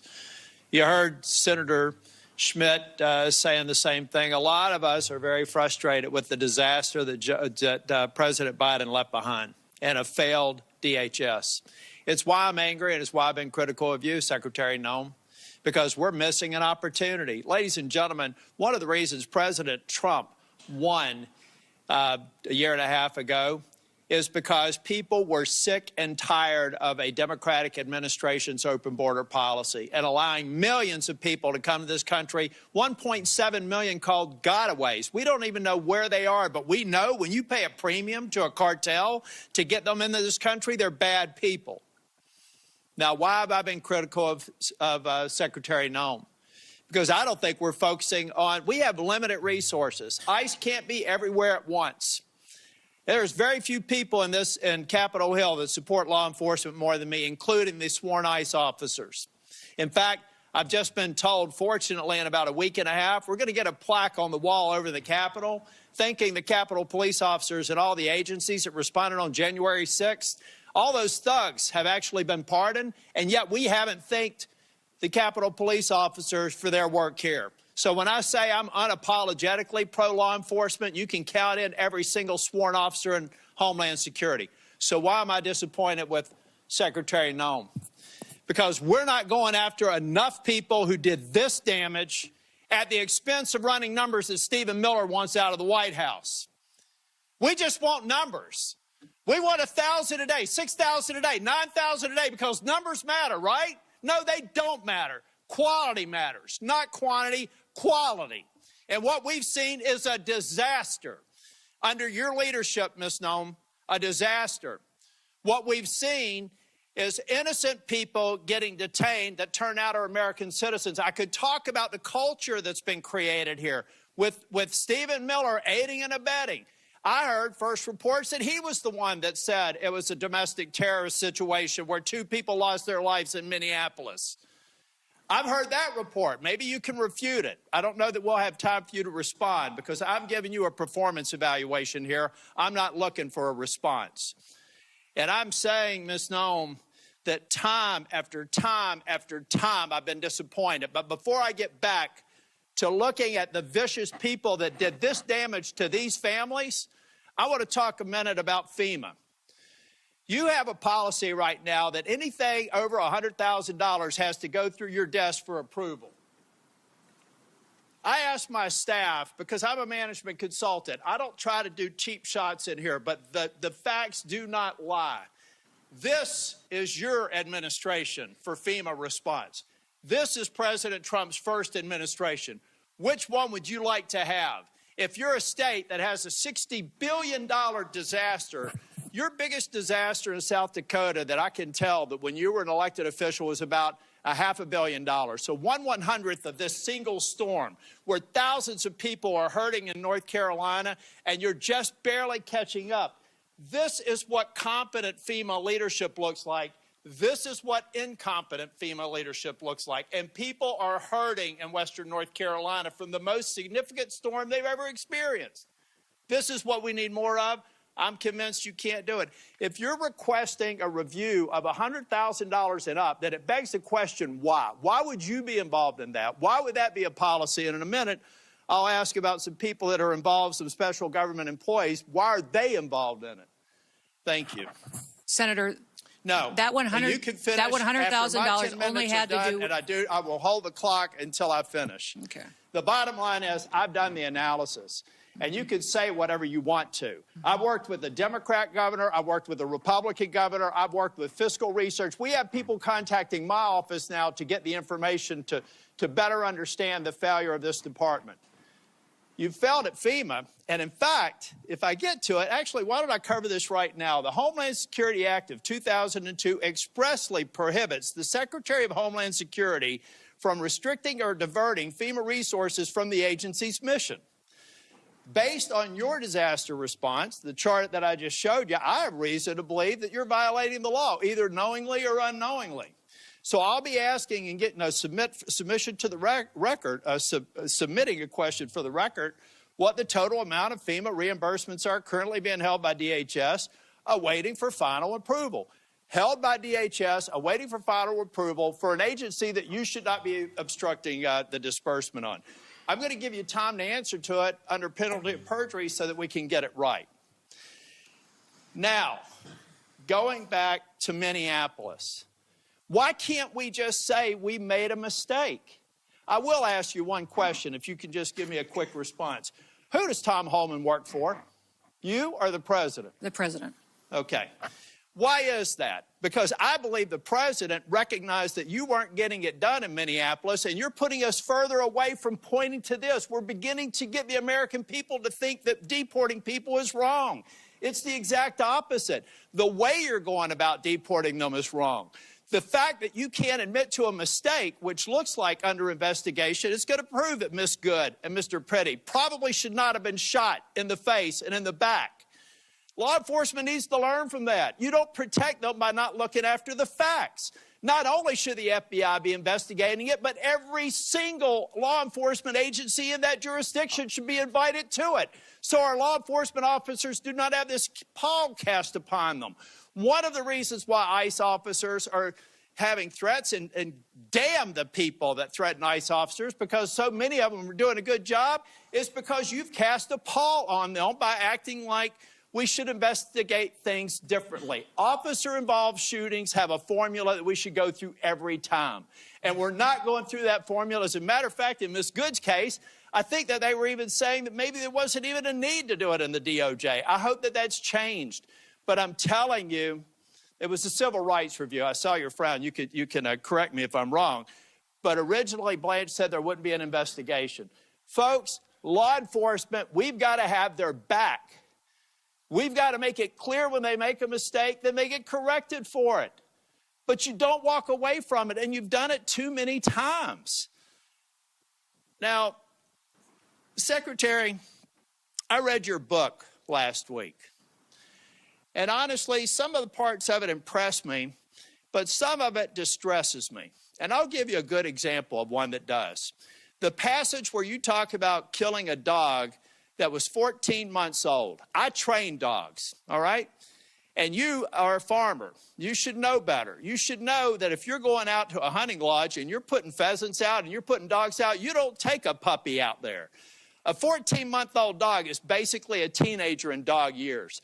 You decided to kill that dog because you had not invested the appropriate time in training, and then you have the audacity to go into a book and say it's a leadership lesson about tough choices. It's in your book. We could play it if we had time. At that same lunch hour, you killed a goat. And you killed the goat because you said it was behaving badly. You are a farmer. You don't castrate a goat. They behave badly. You should have probably done that before. But my point is, those are bad decisions made in the heat of the moment, not unlike what happened up in Minneapolis. I expect we're an exceptional nation. And one of the reasons we're exceptional is we expect exceptional leadership. And you've demonstrated anything but that in the time that I've seen you responding to the emergency in North Carolina and across the Southeast, and acknowledging when mistakes are made, and speaking too soon for the expedient of social media or whatever it is. I'll leave you with this, Ms. Noem. I'm expecting answers to Charlotte's Web. I requested it a month ago. That was one of the investigations in Charlotte, 20 minutes from where I live.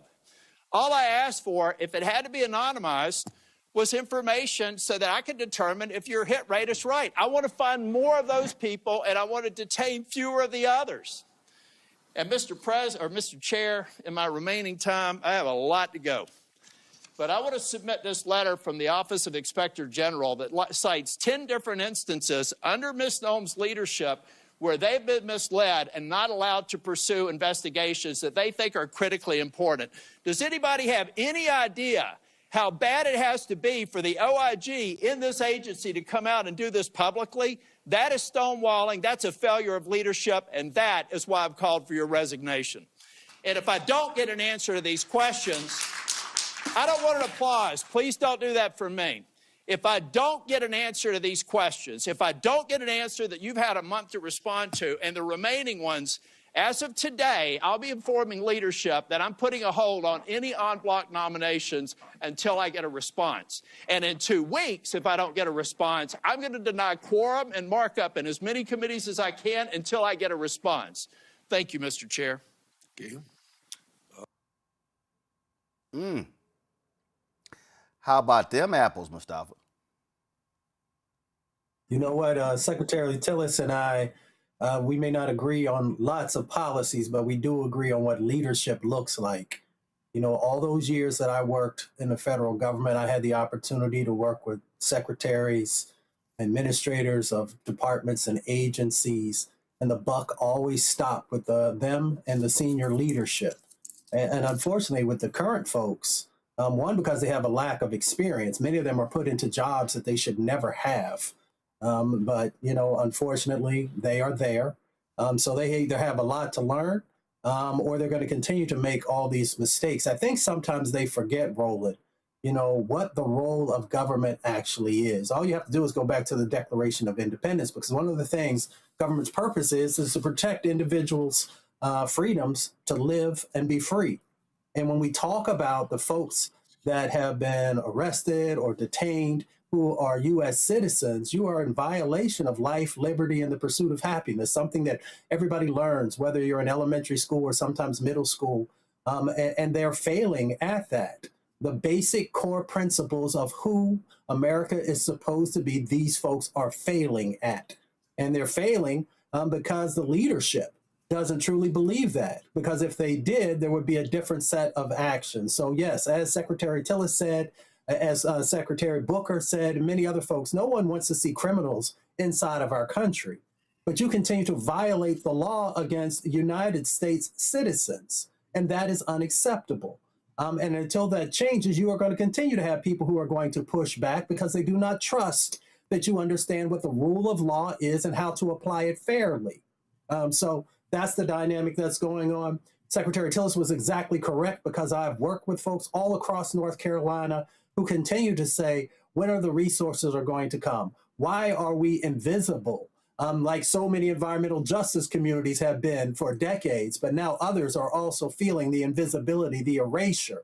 And they're seeing resources that should be coming to their communities to help them to rebuild, be redirected to these sets of actions that no one is in support of, or very few people are in support of now. So I'm glad he said what needed to be said, and so many others have been saying it as well. And it will also translate during the midterms when people vote. Mateo. So I want to start by answering Senator Booker's question on whether Kristi Noem is inept or she's willingly breaking the law. The answer is yes, in my opinion. That aside, there aren't a lot of people in my life, in history, that make my blood boil and that I find despicable. Kristi Noem certainly makes the top 5, probably. This is the same person. This is what I don't understand. This is the same person who, as stated in the video you showed, shot her dog because she could not train him. This is the same person, by the way, this was not said, but this is the same person that as governor of her state was banned basically from tribal land because she had so many quarrel going on with tribal leaders and accused them even of benefiting from drug cartels. So this is the level of maturity and humanity. The president accused them of that with absolutely no foundation. This is the level of humanity this person has, and now we are surprised that she's calling people that are simply protesting domestic terrorists. We're surprised that she has taken DHS and turned a federal agency into a propaganda machine, into a machine that is focused solely, primarily, if not solely, on anti-free speech activities.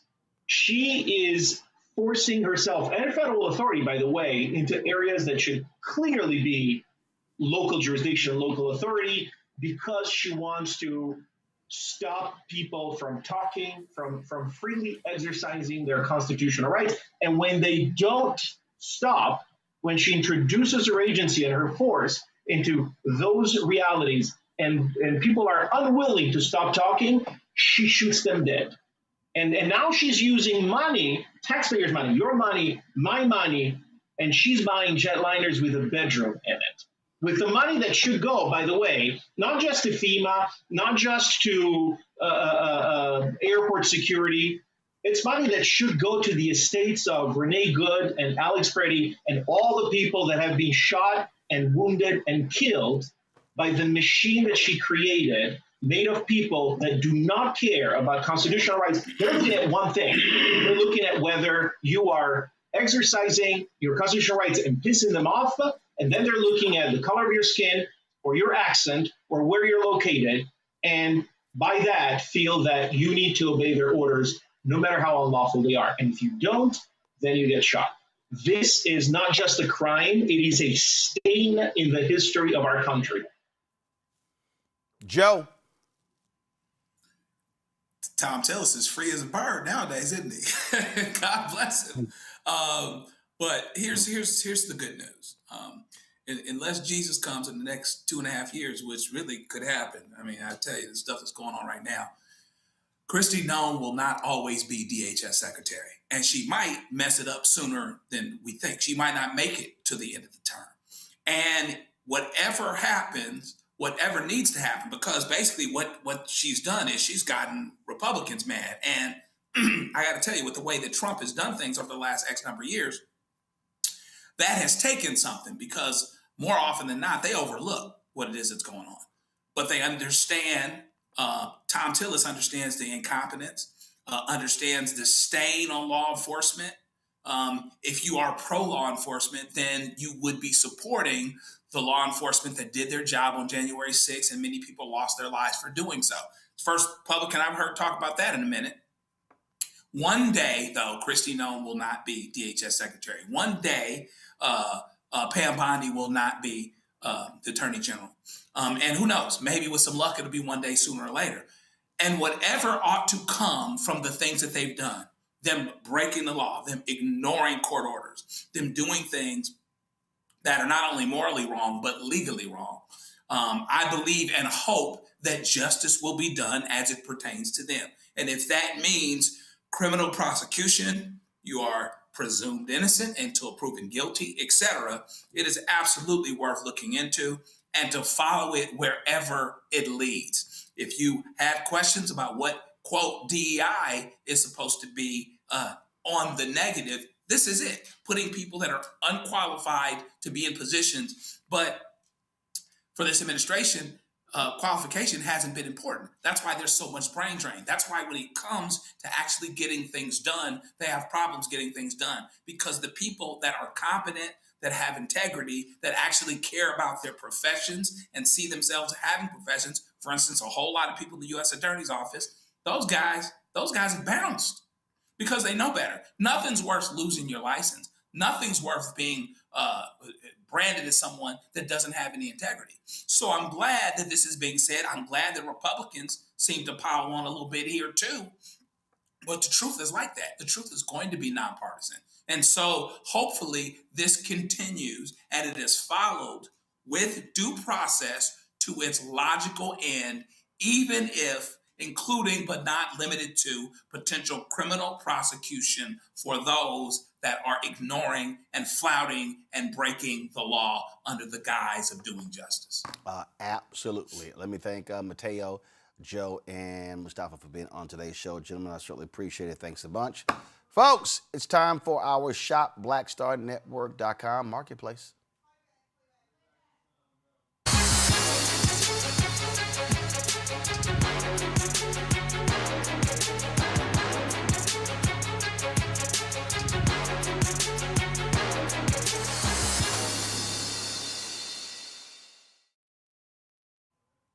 All right, folks. Now, understand that we focus on Black-owned businesses in our segment, in our marketplace. It's about supporting these companies and their particular products.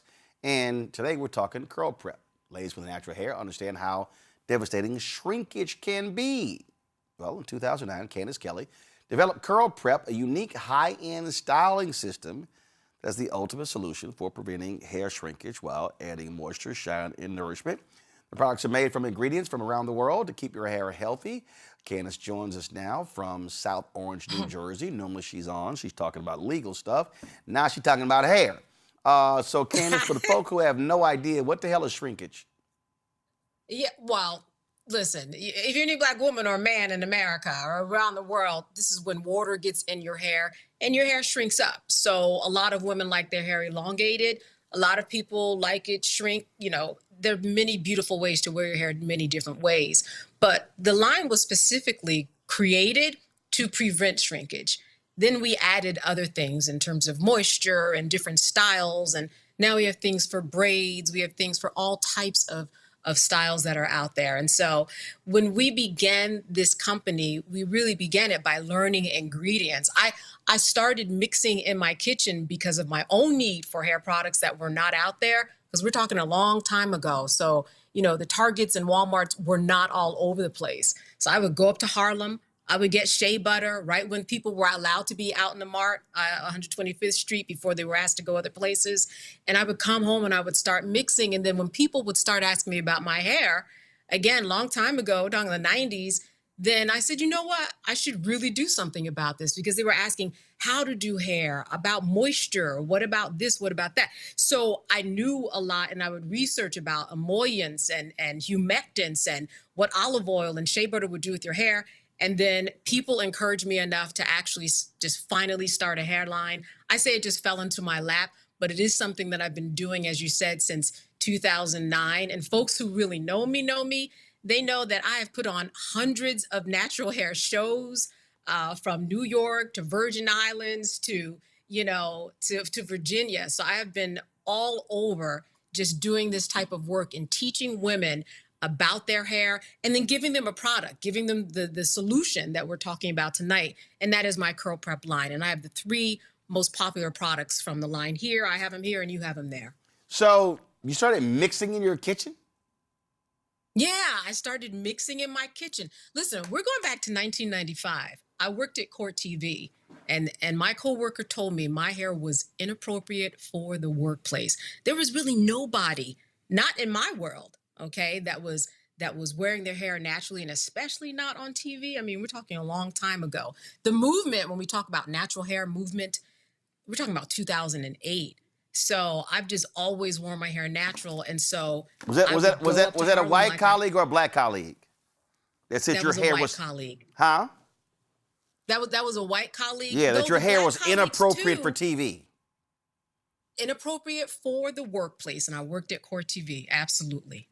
She didn't understand it. She did, because nobody was wearing their hair like that. And even my Black colleagues, I have a girlfriend who remind me, yeah, I did look at you and start calling you Raggedy Ann because my hair was, big and curly. People just were not used to that. And so I would have to go into my kitchen and mix my products, add the olive oil, add the shea butter, add, the tea tree oil, all the properties about rosemary. What's wonderful is that there are a lot of things in your kitchen that you can do and put on your hair, and it works out well. What I've done is I've made it easier for women and men and children and seniors and even people who have fake hair, whether it's their wigs or things of that nature. These products really work across the board. And as I said, I've traveled to various shows. In the video that you've been seeing, people will take a seat, sit down, try out the product, buy the hair, buy the product. And we've been very successful, and that's why I've kept it going all of these years. All right, so the bigger the butter, what is this? Yes, the bigger the butter. I want you to smell it, see if you like the smell. It smells islandy, papaya, mango, and it's very light. I like to say, as I've been saying since 2009, a little goes a long way in terms of creating a two-strand twist or a wash and go. For people who don't understand that language, the wash and go, it isn't exactly a wash and go. For some people, it has been a wash and no. But the key is really saturating your damp hair with some bigger the butter, and then finishing off with the sweet defining gel. And then you get yourself a nice curly look. I use it in my hair today. So you use both of these together. You use both of these together. Yes, you do. First you run this through your hair, the butter, and that elongates your curls and your hair. Then you hold that elongation in place with a little bit of the gel. And then you dry it with I used to have a fro. I had like some serious huge curls, but that was back in the day. Yeah. So now how would you take care of your curls? A little moisture, right? Goes a long way. Girl, please. I'd throw some water on.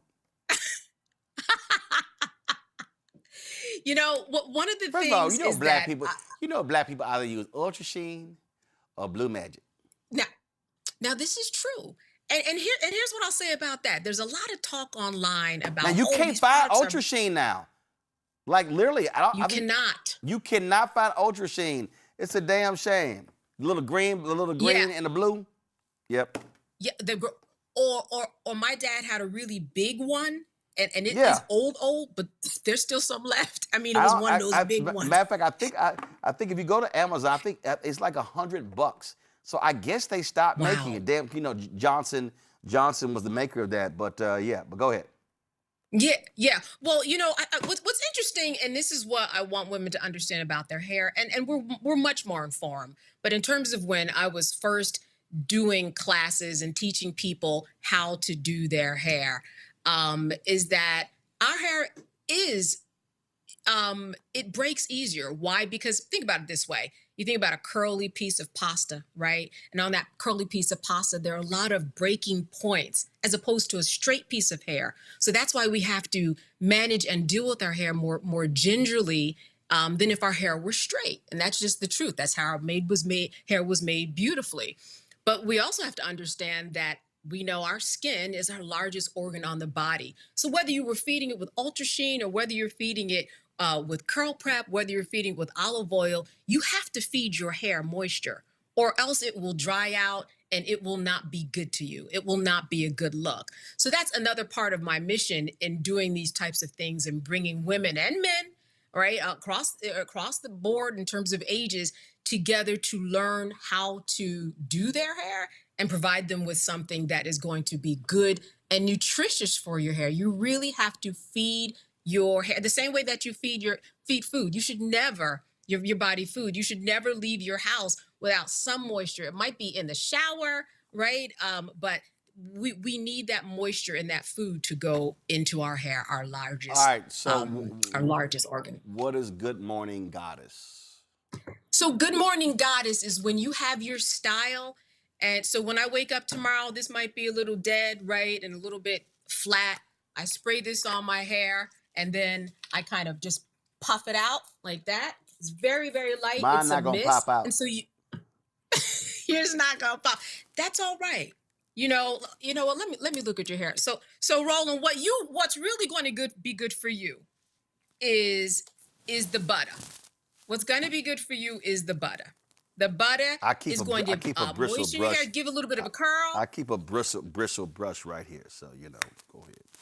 All Okay, right, so now the we're butter. gonna have to talk about All right, that. so the butter. Yes. What, the bristle brush is bad or something? Well, it's very hard. You're gonna want yourself. No, baby, I don't know. this is It soft sounded one. pretty hard when it was hitting your head. This is a soft one, baby. That's a soft one. That's a soft one. Okay, what is this? Okay, good. So what am I supposed to do with this butter? You will do well with the butter. What am I supposed to do?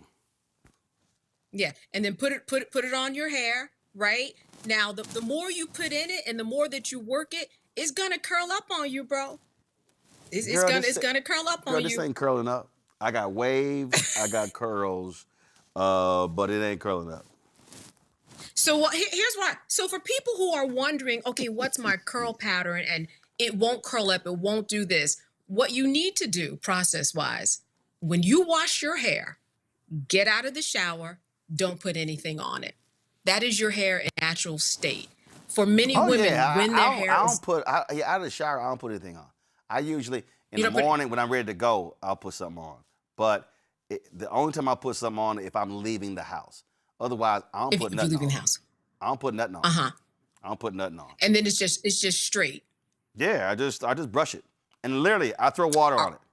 I throw water on it. So, right. Brush it, I go on. All right, so you manipulated it a little bit, and that makes sense. I just throw water on it. In other words, you did not come out of your mother's womb rolling with straight hair. This is what I'm saying. When I had a fro, like it was. I mean, I had like huge curls. Like it was like huge. Yeah, I saw curls. a picture you posted. Big curls, big curls. Yeah, big curls. Yeah, if you and here's the thing about hair too. You can train your hair to do what you want, right? So you have been training your hair to brush it in a way where your hair has responded to it. And that's why it lays down more naturally. If you didn't touch your hair for the next couple of weeks, your hair would be different, and it would revert back to a curl pattern. Not like when you were younger, but it would be a curl pattern. Yeah, so it was funny because like my brother, he did his hair forward. I've always brushed mine back. I never done. Like he had like the flat top. I never wore a flat top. That's never gonna happen. Really? Yeah, nope. yeah. Nope. Never gonna happen. These products, as I said, they come with a lot of true testing. Every time I visit somewhere, if I go to Jamaica, I'm trying to look for the best shea butter to put in, or I go to the aloe fields. I do a lot in order to try to figure out what is out there, what is changing, and how these products can maintain what they're supposed to do. Our motto is, you won't believe it's your hair, because we have showed women that they can manipulate their hair in so many ways to do so many amazing things. It's about the product, which is a good product. It's also about how you use the product too. So let me go ahead and say this to some of y'all right now, because I've told people this on social media. I don't give a shit what y'all think about my hair. Let me be real clear. You want to take this time? No. Now? These people are stupid, okay? I love these people talking about, dog, you should go bald. Okay, let me be real clear, okay? First of all, you could talk about thinning hair here. I got way more damn hair, but in a bunch of bald-ass people. I literally spend 30 seconds on my hair. Why the hell would I go bald? And it's gonna take me a long ass time to be constantly, because this is gonna grow back. It's gonna grow back. Right. I'm not doing that bullshit. I literally do not. I need people to be real clear. I don't care what none of y'all think. None of y'all. Well, you bring up a good point. Because like these people like stupid. Like when you say, oh, you should go bald. Let me say it again. Okay, you may say, well, oh my goodness, your hair is thinning. Yes, hair is thinning here. But this is a lot of hair your ass going to have to be constantly shaving if you go bald. That's stupid. That's too much work. I spend 30 seconds. 30. I could. I mean, I could, if I take this butter, this bigger than butter, I literally take something, put it in my hand, do this, brush it, walk my ass out the house. Why would I now add 10, 15, 20, 30 minutes and constantly trying to shave this off, constantly trying? That's too much damn work. Y'all kiss my ass, every single one of y'all. I done told these folks on social media. I don't. Yeah. I literally do not care what people think. Yeah. You know, you bring up a good point that a lot of women know when we go ahead and get the pixie cut, which is lovely. But let that pixie cut do wrong by you, and the maintenance on it is just ridiculous. But it's pretty when it is done. And you're right. When you do go bald, once it comes in a little bit, then you have to maintain it and you have to cut it. But when you do, use curl prep while you're at it. This is all I'm saying. Listen, I don't give a damn what I need people to understand something. If my mama and my daddy and my brother and my 2 surviving sisters and my 9 nieces and my 4 nephews and my wife and my frat brothers, if all of them said, go bald, I would tell all of them, I don't care what y'all think. It does not matter. I am not spending that much time on some damn hair. And I'm sure as hell ain't pleasing nobody out there who say, oh man, you should go bald. I literally do not give a damn. So folks, even if someone said, but if you cut your hair, it would make you look younger. Don't give a shit. First of all, that's stupid. Okay? If you cut your hair, you're gonna look younger. I'm 57. Okay? I don't care what you think. I literally don't care. If somebody says, look, people, I like a thicker beard. I don't. I'm trimming that damn thing. Sorry, it ain't happening. From Christmas to January, I let my beard grow for a month. That was driving my ass crazy when I got back from vacation. I let it go for 2 more weeks. I said, hell no, it got to come down. I can't. I couldn't even stand looking at it, hair sticking. I can't do it. So yeah, I don't care. I don't care. I think the bottom line, the takeaway I tell you really is whatever you do, whatever length you have, whatever you do to your beard, add moisture. That's the key thing in terms of making your hair vibrant on your beard, on your head. Candy. And you add moisture, so you're good to go. I ain't got that much hair to be adding no moisture. But you're good to go. You add moisture. You said you put water on. Listen. When I remember I was at CNN, one of the makeup artists, she's like, "Oh my God, you have great skin. Yeah. What do you use?" I was like, nothing. She's like, "What do you mean?" I said, shampoo and it run down my face. She literally thought, I said, I'm not sitting here wasted. I had a facial once, and I was like, that's it? I said, I ain't spending all this time sitting doing no damn facial. So no, I don't put stuff on. I don't put no. Listen, mama and daddy together makes for some great ass DNA. I see. So I'm born with. I don't put all that stuff. I saw some sister, Lord. I follow her on Instagram. Her ass went through this whole damn routine. I was just sitting there going, girl, how long does it take for you to get out the bathroom? Because she was applying stuff. She put a infrared mask on. She all, y'all, it's too much. But listen, Roland, for the hair, you especially, if you are growing your hair or want your hair, you do have to take those steps to be very, very kind to it, or else your hair will do. My girlfriend used to call it HBO. Your hair is going to bail out on you if you do not treat it properly. And so that's why women who want to maintain length and want to maintain healthy hair, you have to take those steps. And a lot of them will take a Friday night every 2 weeks, and they know that they're going to be home for 4 hours and get their hair right. Hey, y'all do it right. Listen, I will sit here. I got some water in this container. I can sit here and do a splash. Whoosh, boom, we done. That ain't. You are blessed. That ain't 30 seconds. We can move. I'm telling you, That's way too much time. That's just I don't get these people. That's way too much time. So y'all listen, get your hair straight. What I'm gonna do is I'm gonna sit aside the blue magic, and I'm gonna try to now. Does the bigger and the butter, does it give it a sheen or a shine? The bigger the butter gives it a little shine. It does, yes. Little shine. Okay, all right. Little So, shine, yes. somebody said menopause will take your hair out. That's in the chat group. That's true. Okay. That's true. I ain't got no experience. I don't know.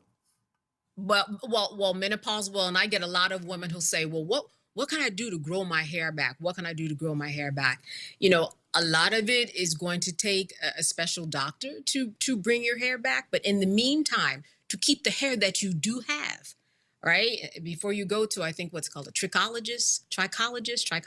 I don't know. Make sure that you feed your hair the food the way that you feed your hair, feed your body food too. You just have to keep that moisture. Your skin is an organ. I knew somebody who would get relaxers years and years ago, and every time she'd get a relaxer, she would feel sick just for a couple of days. And that's because there was so much sodium. All the chemicals. The chemicals, yeah. Dick Gregory they used to flush go themselves off. out. And listen, it's a lot of people I know who firmly believe that all those chemicals has an impact on fibroids and other things. And Dick Gregory used to always go off. He's like, don't you understand? You put a relaxer on your head, which is attached to your brain. And he was right. like, and it's burning. He was a firm believer in that. So I got you. All right, folks, if y'all are watching, do me a favor. We've got, again, the bigger the butter. We've got the sweet defining gel. And then we've got Good Morning Goddess. Good Morning Goddess. Happy hair. 8 ounces right here. If y'all want to get the products, Curl Prep, go to shopblackstarnetwork.com. Shopblackstarnetwork.com. You see the products right there on the website. You can get them right there. And remember, when you support buying these products, you also support Roland Martin Unfiltered and the Black Star Network. Candace, we appreciate it. Thanks a lot. All right. Good to see you. All right, y'all. So we got these products. So let me go ahead and do this here. So I got this. I got this here. Let me go ahead and take these here. Let me walk these over here. So y'all know as we got all these products over here. And so we're going to add Curl Prep to zoom the camera out. Y'all, it's too tight. What are y'all doing? It's too tight. Zoom the camera out. Zoom it out. Zoom it out. Also, this thing is not, man, okay, I'm gonna have a conversation later. Don't make me cuss right now. Okay, y'all, so I'm gonna add Curl Prep right here to our products. All these products you see right here, all of these products you see right here, you can get at shopblackstarnetwork.com. Shopblackstarnetwork.com. You support these black-owned companies. You support the show as well. Folks, that's it for us. Don't forget, if you want to support the work that we do, join our Bring the Funk fan club. If you want to contribute via Cash App, use the Stripe QR code. You see it right here. It's also for credit cards as well. Check some money order. Make it payable to P.O. Box 571. First of all, make it payable to Roland Martin Unfiltered. Address is P.O. Box 57196, Washington, D.C. 20037-0196. PayPal's R. Martin Unfiltered, Venmo, RM Unfiltered, Zelle. Roland at RolandSMartin.com. Roland at RolandMartinUnfiltered.com. Download the Black Star Network app. Apple phone, Android phone, Apple TV, Android TV, Roku, Amazon Fire TV, Samsung Smart TV. If you want to get our Roland Martin Unfiltered swag, go to shopblackstarnetwork.com. Hats, t-shirts, mugs, all that good stuff. And, of course, all of our products right here. Download the app Fanbase. That's right. Go to the Apple Store, Google Play Store to get Fanbase. And don't forget, check out Brittany Noble's The Breakdown with Brittany Noble every day, noon Eastern, on the Black Star Network. That's every day. All right, folks, that's it. I'll see y'all tomorrow right here, Roland Martin Unfiltered on the Black Star Network.